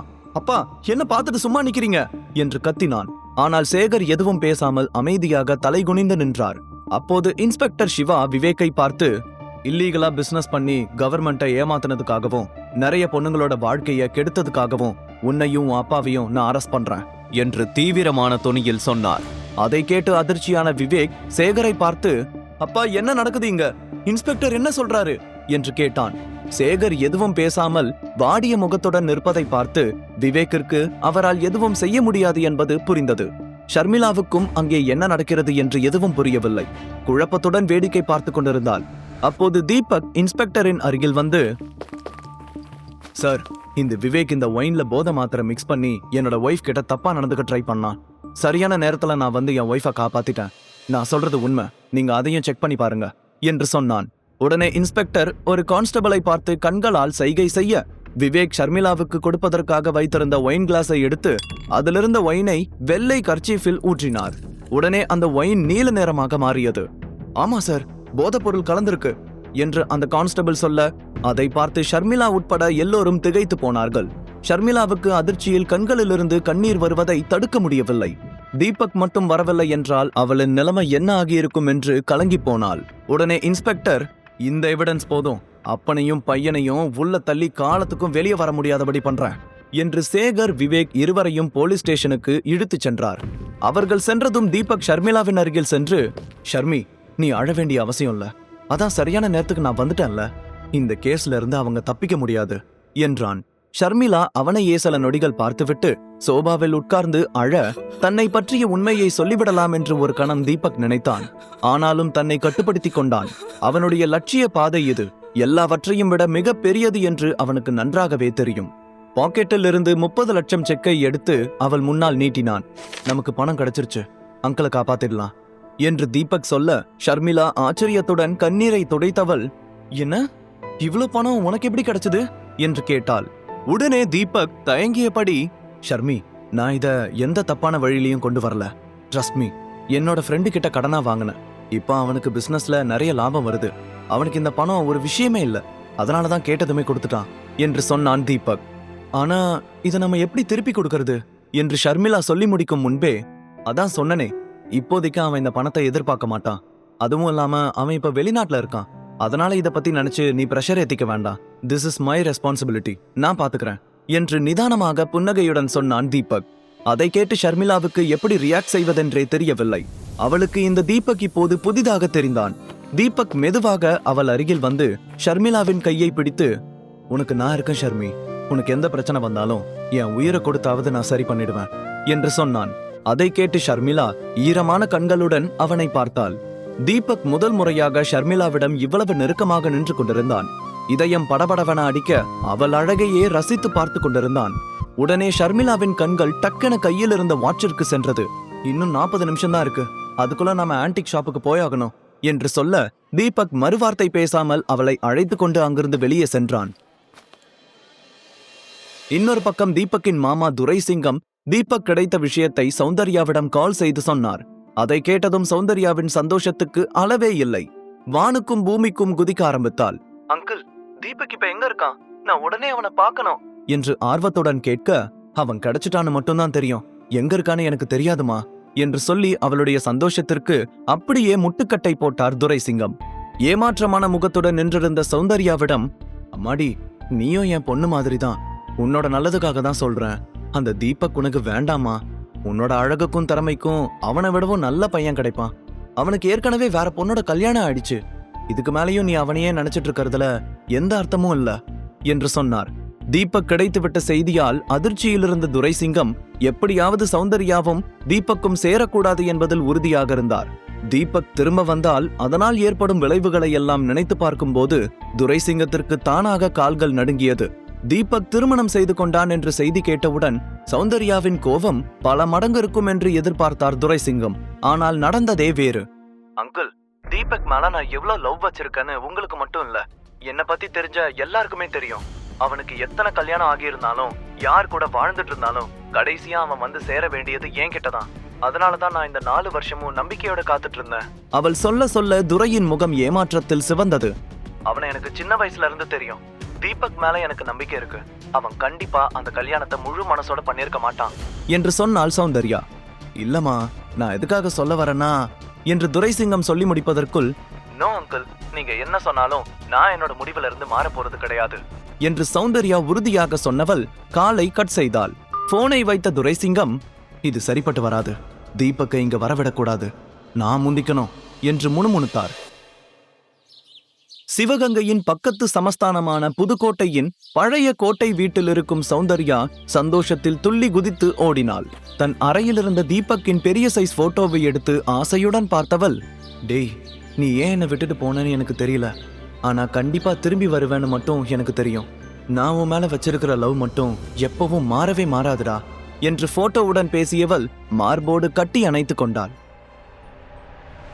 இன்னொரு புறம் சென்னையில் ஆன்டிக் ஷாப்பில் கணேஷும் கீதாவும் ஒரு மூலையில் அமைதியாக நின்றிருக்க அவர்களை சுற்றிலும் 4 செக்யூரிட்டிகள் துப்பாக்கிகளுடன் நின்றிருந்தார்கள். அப்போது மேனேஜர் அங்கே வந்து, உங்களுக்கு நான் கொடுத்த டைம் முடிய இன்னும் 10 நிமிஷம் தான் இருக்கு, இதுக்கு மேலேயும் உங்களால பணத்தை கொடுக்க முடியுங்கிற நம்பிக்கை எனக்கு வரல, அதனால ஜெயிலுக்கு போக ரெடியா இருங்க, நான் உடனே போலீஸ்க்கு ஃபோன் பண்றேன் என்று சொல்லி போனை எடுத்தார். சரியாக அந்த நேரத்தில் தீபக்கும் ஷர்மிளாவும் அங்கே வந்து கொண்டிருப்பதை பார்த்த கணேஷின் முகம் பிரகாசமடைந்தது. உடனே வேகமாக ஷர்மிளாவிடம் ஓடி சென்று, அம்மாடி என்னாச்சு, பணம் கிடைச்சதா, நீங்க ரொம்ப நேரமா வராததால நாங்க எவ்வளவு பயந்து போயிட்டோம் தெரியுமா என்று கவலையுடன் சொன்னார். அப்பா, அதான் நாங்க வந்துட்டோம்ல, பணம் கிடைச்சிருச்சு, இனிமே பயப்பட தேவையில்லை என்று சொன்ன ஷர்மிளா தன் கையில் இருந்த செக்கை எடுத்து கணேஷிடம் கொடுத்தாள். கணேஷ் அந்த செக்கை முழுதாக பார்க்கும் முன்பே அவன் கையில் இருந்து செக்கை பிடுங்கிய கீதா, நான் சொன்னல அந்த விவேக் கண்டிப்பா நமக்கு ஹெல்ப் பண்ணுவான்னு, உண்மையிலேயே அவன் ஒரு தங்கமான பையன், உன் புருஷ மாதிரி வெறும் பைய கிடையாது, இவனால எதுவும் பண்ண முடியாதுன்னு இப்பவாச்சும் உனக்கு தெரிஞ்சுதே, நான் சொன்ன மாதிரி முதல்ல இவனை டிவோர்ஸ் பண்ணு என்று அவனை ஓரக்கண்ணால் முறைத்து பார்த்தபடியே சொன்னார். அதை கேட்டு ஷர்மிளா மெதுவாக தீபக்கை திரும்பி பார்த்தாள். அவன் அமைதியாக அவளையே பார்த்து கொண்டிருந்தான். கீதா விவேக்கின் பெயரை சொன்னவுடன் அங்கே நடந்த எல்லா விஷயமும் அவள் கண்கள் முன்னால் வந்து சென்றது. உடனே தன் அம்மாவை பார்த்து, அம்மா, இந்த பணத்தை விவேக் கொடுக்கல, தீபக் தான் பணத்தை ரெடி பண்ணி கொடுத்தாரு, இது அவர் ஃப்ரெண்டோட பணம் என்று சொன்னாள். உடனே கீதாவும் கணேஷும் அதிர்ச்சியுடன் அவனை பார்த்தார்கள். கீதா சந்தேகத்துடன், உண்மையிலேயே இந்த பணத்தை உன் ஃப்ரெண்டு தான் கொடுத்தானா, இல்ல எங்கேயாவது ஃப்ராடு தனம் பண்ணி கொண்டு வந்தியா, நீயே ஒரு பிச்சைக்காரன், உனக்கு 30 லட்சம் பணம் கொடுக்கற அளவுக்கு வல்லல் யாரு, நீ உடனே அவனுக்கு போன் பண்ணு, உன் ஃப்ரெண்டு கிட்ட நான் பேசணும் என்று சொன்னார். அதை கேட்டதும் தீபக்கிற்கு என்ன செய்வதென்று தெரியவில்லை. அவன் மாமியார் கீதா திடீரென இப்படி ஒரு ட்விஸ்ட் வைப்பார் என்று அவன் கொஞ்சமும் எதிர்பார்க்கவில்லை. தீபக் அமைதியாக நிற்பதை பார்த்து கீதா அவனை சந்தேகத்துடன் பார்த்து கொண்டிருந்தார். ஷர்மிளாவும் கணேஷும் கூட தீபக்கையே பார்க்க ஆரம்பித்தார்கள். தீபக் சொன்னதை கேட்டதும் ஆதவன் உடனே சித்தார்த்தின் அப்பா கேசவனுக்கு கால் செய்தான். ஹலோ மிஸ்டர் கேசவன், ஆம் ஆதவன், எஸ்வி குரூப்ஸோட நியூ சேர்மேன் என்று சொன்னான். புது சேர்மேன் என்று சொன்னதும் ஒரு நொடி பதறி போன கேசவன், எஸ் மிஸ்டர் ஆதவன், நீங்களே எனக்கு போன் பண்றீங்கன்னா கண்டிப்பா ஏதாவது முக்கியமான விஷயமா தான் இருக்கணும் என்று சொல்ல, yes, but bad news for you, இன்னையில இருந்து எஸ்வி குரூப்ஸ் உங்களோட சேர்ந்து வேலை செய்யாது, உங்க கூட டீல் சைன் பண்ணின எல்லா ப்ராஜெக்ட் அண்ட் அக்ரிமெண்ட்ஸையும் உடனே கேன்சல் பண்றேன் என்று சொன்னான். அதை கேட்டு அதிர்ச்சியான கேசவன், ஆதவன், நீங்க என்ன சொல்றீங்க, திடீர்னு இப்படி ஒரு முடிவு எடுக்கிற அளவுக்கு நாங்க என்ன தப்பு பண்ணணும் என்று பதட்டத்துடன் கேட்டார். உடனே ஆதவன் ஓரக்கண்ணால் தீபக்கை பார்க்க அவன் சேரில் கால் மேல் கால் போட்டபடி ஆதவனையை பார்த்து கொண்டிருந்தான். உடனே, பாத்ரூம் கழுவுறவங்க கூடலாம் என்னால டைப் வச்சுக்க முடியாது என்று சொல்ல, அதை கேட்டு அதிர்ச்சியான கேசவன் ஏதோ சொல்ல வர ஆதவன் டக்கன போனை கட் செய்தான். இன்னொரு புறம் சித்தார்த்தும் கார்த்திகாவும் சேர்மேனை சந்தித்து திருமணத்திற்கு அழைப்பிதழை கொடுக்க வேண்டும் என்று அவருக்காக காத்து கொண்டிருந்தார்கள். ஆனால் நீண்ட நேரம் ஆகியும் அவர்களால் ஆதவனை பார்க்க முடியவில்லை. சித்தார்த் நேரம் செல்ல செல்ல பொறுமை இழந்து கொண்டிருந்தான். அப்போது அங்கே வந்த மேனேஜரை பார்த்து, இன்னமும் எவ்வளவு நேரம் தான் வெயிட் பண்ணணும், சீக்கிரம் சேர்மேனை வர சொல்லுங்க, என்னோட பேரு சித்தார்த், மிஸ்டர் கேசவனோட பையன்னு சொல்லுங்க, அவருக்கு தெரியும் என்று கொஞ்சம் கோபத்துடன் சொன்னான். அதை கேட்டதும் மேனேஜர் அவனை மேலும் கீழும் பார்த்தபடி தன்னுடைய போனை எடுத்து ஆதவனுக்கு டயல் செய்தான். சில நொடிகள் ஆதவனிடம் பேசியவன் போனை கட் செய்துவிட்டு அங்கே இருந்த 2 செக்யூரிட்டிகளை அழைத்து, உடனே இவங்க 2 பேரையும் இந்த இடத்தை விட்டு கிளியர் பண்ணுங்க என்று சொன்னான். அதை கேட்டு அதிர்ச்சியான சித்தார்த், வாட், உங்களுக்கு என்ன பைத்தியமா, நான் யாருன்னு தெரியுமா, என்னைய வெளியே போக சொல்றியா, எங்களோட கம்பெனியும் இந்த கம்பெனியில ஒன் ஆஃப் தி பார்ட்னர் தெரியுமா உங்களுக்கு என்று கோபமாக கத்தினான். சாரி மிஸ்டர் சித்தார்த், உங்க கம்பெனிக்கும் எஸ்வி குரூப்ஸுக்கும் இனி எந்த சம்பந்தமும் இல்ல. எங்க புது சேர்மேன் ஆதவன் உங்க கம்பெனியோட அக்ரிமெண்ட்ஸ் எல்லாத்தையும் கேன்சல் பண்ணிட்டாரு. அவருக்கு பாத்ரூம் கழுவுறவங்க கூட எல்லாம் வேலை செய்ய விருப்பம் இல்லையா, அதனால நீங்க இங்க இருந்து கிளம்புங்க என்று சொன்னான் மேனேஜர். அந்த வார்த்தையை கேட்டதும் சித்தார்த் பயங்கர டென்ஷன் ஆனான். எஸ்வி குரூப்ஸ் தங்களுடைய அக்ரிமெண்ட்ஸை கேன்சல் செய்தால் அதனால் அவர்களுக்கு பல கோடி இழப்பு ஏற்படும். அதிலிருந்து மீண்டு வருவது ரொம்பவே கஷ்டம், கிட்டத்தட்ட நடுத்தெருதான் என்பது சித்தார்த்துக்கு நன்றாகவே தெரிந்திருந்தது. அதை நினைக்கும் போது அவனுடைய நெற்றியிலிருந்து வியர்வை வழிய ஆரம்பித்தது. மேனேஜர் அப்படி சொன்னதை கேட்டு கார்த்திகாவும் அதிர்ச்சியில் நின்றிருந்தாள். சித்தார்த் கோபத்துடன், நான் இப்பவே சேர்மேனை பார்க்கணும், அது எப்படி அவர் திடீர்னு இப்படி ஒரு முடிவு எடுப்பாரு, எனக்கு காரணம் தெரிஞ்சாகணும் என்று சொல்ல மேனேஜர் அவனிடம் எந்த பதிலும் சொல்லாமல் செக்யூரிட்டியை பார்த்து, இவங்க 2 பேரையும் பிடிச்சு வெளியில தள்ளுங்க என்று கோபத்துடன் சொல்ல அவர்கள் வேகமாக வந்து சித்தார்த்தின் சட்டை காலரை பிடித்து வெளியே இழுத்தார்கள். அதை பார்த்து பதறிப்போன கார்த்திகா செக்யூரிட்டியை தடுத்து, ப்ளீஸ் இப்படி எல்லாம் பண்ணாதீங்க, நாங்களே கிளம்பிடுறோம் என்று கண்கள் கலங்க சொன்னாள். கார்த்திகாவின் முகத்தை பார்த்ததும் செக்யூரிட்டிஸ் அமைதியாக பின்னால் வந்தார்கள். சித்தார்த் கோபத்துடன் மேனேஜரையே பார்த்தபடி நின்றிருக்க அப்போது அவனுடைய அப்பா கேசவனிடமிருந்து அவனுக்கு கால் வந்தது. சித்தார்த் வேகமாக போனை அட்டெண்ட் செய்து விஷயத்தை சொல்லும் முன்பே கேசவன் கடுப்பான தோணியில், டேய் உனக்கு என்ன பைத்தியமா, SV குரூப்ஸுக்கு போய் என்ன எழவடா பண்ணி தொலைஞ்ச, அந்த சேர்மேன் நம்மளோட எல்லா அக்ரிமெண்ட்ஸையும் கேன்சல் பண்ணிட்டான், உன்னை இன்விடேஷன் கொடுக்க அனுப்புனா இல்ல பிரச்சனை பண்றதுக்கு அனுப்புனா என்று கோபமாக கத்தினார்.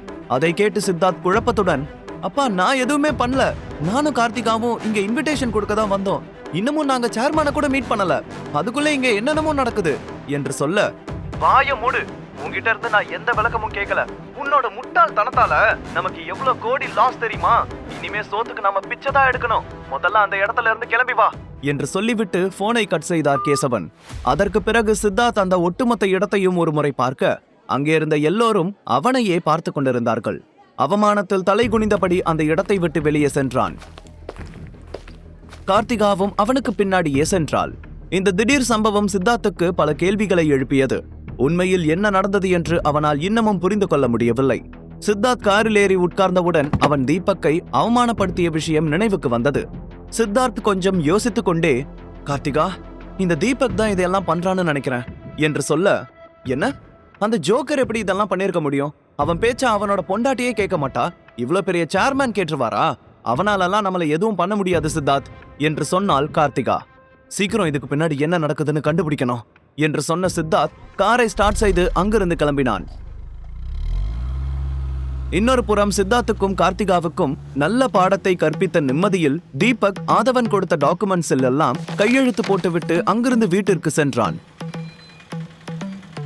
வீட்டில் அவனுக்கு ஒரு அதிர்ச்சி காத்து கொண்டிருந்தது. ஷர்மிளா குடும்பத்தின் தலைவி பாட்டி காயத்ரி தேவி அங்கே உட்கார்ந்திருந்தார். அவருடைய கழுத்தில் தொங்கிக் கொண்டிருந்த வைர நெக்லஸும் கைகளில் அணிந்திருந்த தங்க வளையல்கள் மோதிரங்களே அவர் எவ்வளவு பெரிய பணக்காரர் என்பதை காட்டியது. ஆனால் அவரது நுனி மூக்கில் தெரிந்த கோபம் அந்த சிறிய வீட்டில் அவரால் கொஞ்ச நேரம் கூட இருக்க பிடிக்கவில்லை என்பதை காட்டியது. தீபக் கல்யாணத்தில் நடந்த பிரச்சனையில் கணேசனின் மொத்த குடும்பத்தையும் வீட்டை விட்டு வெளியேற்றிய பிறகு காயத்ரி தேவி ஒருமுறை கூட இந்த வீட்டில் காலடி எடுத்து வைக்கவில்லை. இப்போது திடீரென சோபாவில் உட்கார்ந்திருப்பதை பார்க்கும்போது தீபக்கின் மனதில் பல கேள்விகள் எழுந்தது. தீபக் அதை பற்றியே யோசித்துக் கொண்டு நிற்க அங்கே பவ்யமாக நின்றிருந்த கீதா, அத்த டீ எடுத்துக்கோங்க என்று கிளாஸ் ஒன்றை நீட்ட அதை வாங்கி முகர்ந்த காயத்ரி, உங்க வீட்டுக்கு கேவலமான டீயை குடிக்கிறதுக்காக நான் இங்க வரல என்று கேவலமாக சொன்னதுடன் கீதாவையும் ஏளனமாக பார்த்தார். வாழ்க்கை ஒரு வட்டோண்டா என்று அந்த காட்சியை பார்த்து மனதிற்குள் சொல்லிக் கொண்டான் தீபக். பவர் இருக்கிறவன் கீழே இருக்கிறவனை என்னெல்லாம் ஆட்டி வைக்கிறான்னு நினைச்சு சிரிச்சான். சட்டன தீபக்கை நிமிர்ந்து பார்த்த மாமியார் கீதாவுக்கு ஜெர்க்கென்றானது.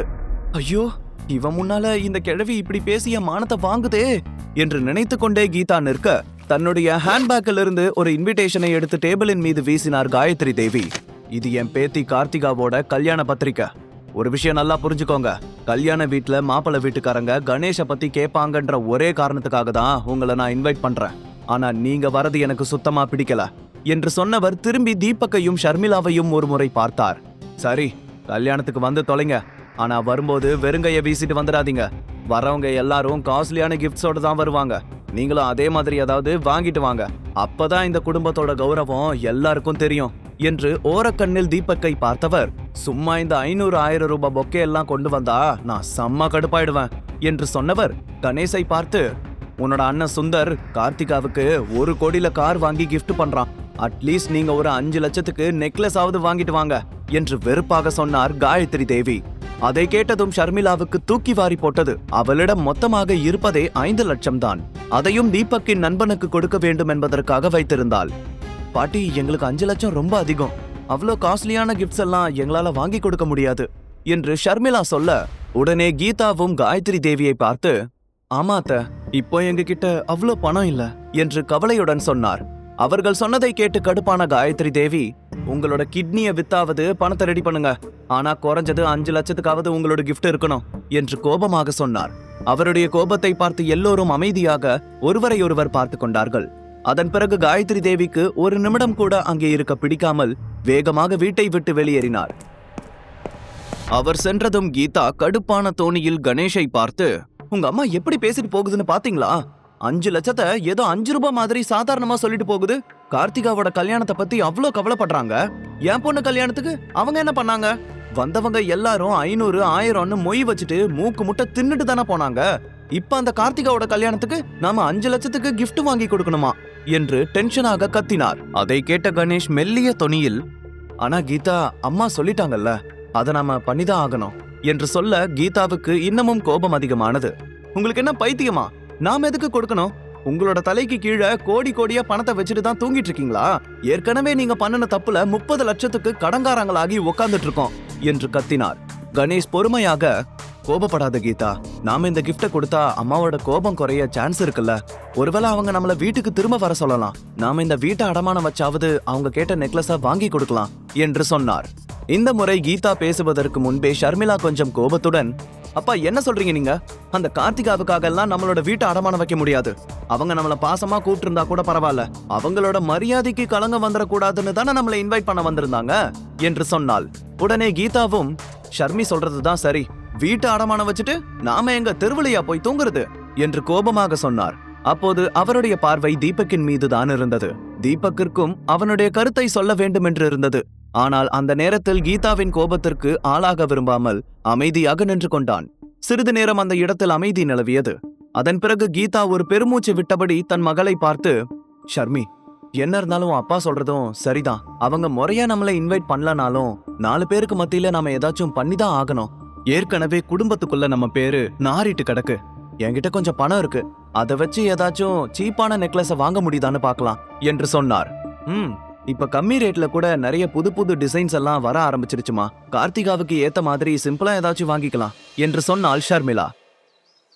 மறுபுறம் சிவகங்கை அரண்மனையின் வைர மாளிகைக்கு வந்த சௌந்தர்யா சிதம்பரத்தை பார்த்து தீபக்கை பற்றி விசாரிக்க, சிதம்பரம் சிரித்துக் கொண்டே, இப்பவே எதுக்குமா சின்னையாவை பத்தி விசாரிக்கிறீங்க? அவர் இன்னமும் 1 வருஷம் டைம் கேட்டிருக்காரு. அது வரைக்கும் நாம அவரை டிஸ்டர்ப் பண்ண முடியாது என்று சொன்னார். அதை கேட்ட சௌந்தர்யா, அது எனக்கும் தெரியும் அங்கிள், நானும் அவரை டிஸ்டர்ப் பண்ண போறதில்ல. அவர் எங்க இருக்காருன்னு மட்டும் சொல்லுங்க, அவரை பார்க்கணும் போல இருக்கு. தூரத்துல இருந்து ஒரு தடவையாச்சும் பார்த்துட்டு வந்துடுறேன் என்று ஏக்கத்துடன் சொன்னாள். உங்களோட நிலைமை எனக்கு புரியுதுமா, ஆனா இந்த விஷயத்துல என்னால உங்களுக்கு ஹெல்ப் பண்ண முடியாது. ஐம் ரியலி சாரி என்று சிதம்பரம் சொன்னார். அதை கேட்டு ரொம்பவே ஏமாற்றம் அடைந்த சௌந்தர்யா, சரி அட்லீஸ்ட் அவரோட போன் நம்பராச்சும் கொடுங்களேன். அவர் இருக்கிற இடம் தெரிஞ்சும் என்னால எப்படி 1 வருஷம் வரைக்கும் பொறுமையா வெயிட் பண்ணிட்டு இருக்க முடியும் சொல்லுங்க என்று கேட்டாள். ஆனா சின்னையாவோட பெர்மிஷன் இல்லாம என்னால போன் நம்பரை கொடுக்க முடியாதுமா. நானே நினைச்ச டைம்ல அவர்கிட்ட பேசிட முடியாது. அவரே போன் பண்ணனாதான் உண்டு. அடுத்த தடவை அவர் கால் பண்ணும்போது உங்களுக்கு போன் நம்பர் கொடுக்கலாமா வேண்டாமான்னு கேட்டுட்டு சொல்றேன். அவருக்கு இது ஓகேன்னா உங்களுக்கு அவரோட நம்பரை கொடுக்கறதுல எனக்கு எந்த ஆட்சேபனையும் இல்ல என்று சிரித்து கொண்டே சொன்னார் சிதம்பரம். அதை கேட்டதும் சௌந்தர்யா ரொம்பவே ஏமாற்றத்துடன் மெதுவாக தலையை அசைத்தாள். அவளுக்கு சிதம்பரத்தின் மீது ஒரு பெரிய மரியாதை இருந்ததால் அவரிடம் திரும்பவும் அதை பற்றியே கேட்டு தொந்தரவு செய்யவும் விரும்பவில்லை. அவளுடைய ஏமாற்றமான முகத்தை பார்த்த சிதம்பரம், நிச்சயமா நல்ல செய்தி வருமா, நம்பிக்கையா இருங்க என்று கொஞ்சம் தைரியப்படுத்தினார். உடனே சௌந்தர்யா மெல்லிய புன்னகையுடன், அங்கிள் தீபக்கு ஆல்ரெடி கல்யாணம் ஆன விஷயம் எனக்கு தெரியும் என்று சொல்ல, அதை கேட்டு அதிர்ச்சியாகி நின்றார் சிதம்பரம். இல்லம்மா, அந்த விஷயத்த உங்ககிட்ட மறைக்கணும்னு நினைக்கல, நேரம் வரும்போது சொல்லிக்கிடலான்னு என்று அவர் தயங்கியபடியே சொல்ல, பரவாயில்ல அங்கிள், அத பத்தி நான் கவலைப்படல. தாலி கட்டினவங்க எல்லாரும் பொண்டாட்டி ஆயிட முடியாது. அவர் மனசுல யார் இருக்காங்கிறது தான் முக்கியம். கண்டிப்பா அவர் என்ன மறந்திருக்க மாட்டாரு. அங்க அவருக்கு என்ன நடந்துச்சுன்னு யாருக்கு தெரியும்? ஆக்சிடென்டா கூட அவரோட கல்யாணம் நடந்திருக்கலாம், ஏன் கட்டாயப்படுத்தி கூட இந்த கல்யாணம் நடந்திருக்கலாம். ஆச்சரியமாக அவளையே பார்த்து கொண்டிருந்தார் சிதம்பரம்.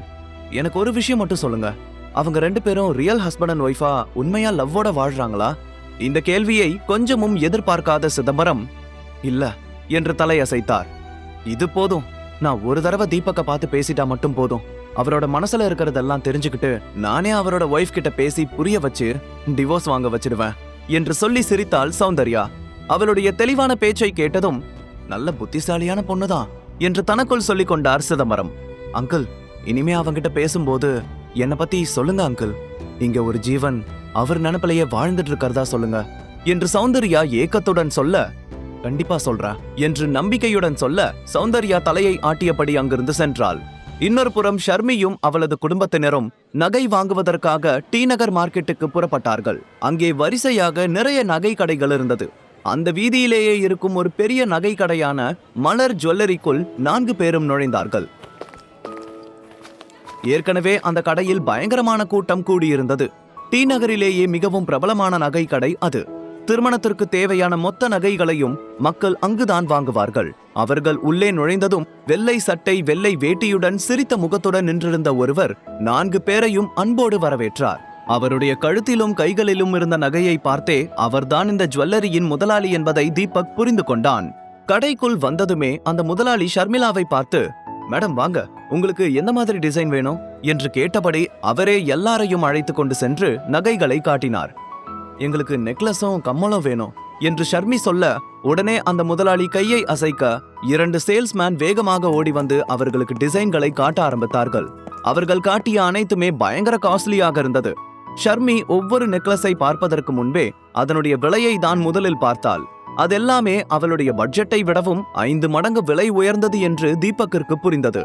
அதனால் ஷர்மிளாவுக்கு எதை எடுப்பது என்று தெரியாமல் நீண்ட நேரமாக நிறைய கலெக்ஷன்களை பார்த்து கொண்டிருந்தாள். அதை பார்த்த அந்த ஜுவல்லரியின் முதலாளி எரிச்சல் அடைந்தார். ஷர்மியும் கீதாவும் கிசுகிசுத்து பேசிக் கொண்டிருப்பதை பார்க்கும்போது அவர்கள் திருடர்களாக இருக்கலாம் என்று அந்த முதலாளி சந்தேகப்பட்டார்.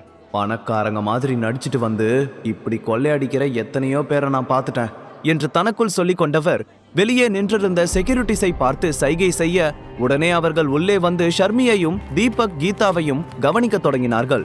திடீரென செக்யூரிட்டிகள் அவர்களை சூழ்ந்து நிற்பதை பார்த்ததும் ஷர்மிளாவுக்கும் கீதாவுக்கும் அது பதட்டத்தை ஏற்படுத்தியது. மலர் ஜுவல்லரிக்கு வந்த இடத்தில் கடையின் முதலாளி ஷர்மிளாவையும் அவளது அம்மாவையும் சந்தேகப்பட்டு அவர்களை கண்காணிக்க செக்யூரிட்டிகளை அருகில் நிறுத்த, அதை பார்த்து ஷர்மிளாவுக்கு பதட்டம் தொற்றிக் கொண்டது. அதை கவனித்த தீபக் அவளுக்கு அருகில் வந்து பாதுகாப்பாக நின்று கொண்டான். ஷர்மிளா அங்கே வைத்திருந்த கலெக்ஷன்ஸை எல்லாம் பார்த்தாள். அதில் ஒரு நெக்லஸ் மட்டும் பச்சை கல் பொருத்தி பார்க்கவே மிகவும் அழகாக இருந்தது. அதை பார்த்ததுமே ஷர்மிளாவின் கண்கள் அதை விட்டு நகரவில்லை. அந்த நெக்லஸையே பார்த்து கொண்டிருந்தாள். அவளுக்கு அதை வாங்க வேண்டும் என்று தோன்றியது. ஷர்மிளாவை கவனித்த அந்த கடையின் முதலாளி, இது ரொம்ப ரேர் பீஸ் மேடம், ரொம்பவே மெனக்கெட்டு இந்த டிசைனை பண்ணிருக்காங்க, நீங்க ட்ரை பண்ணி பாருங்க என்று அதை ஷர்மிளாவிடம் கொடுத்தார்.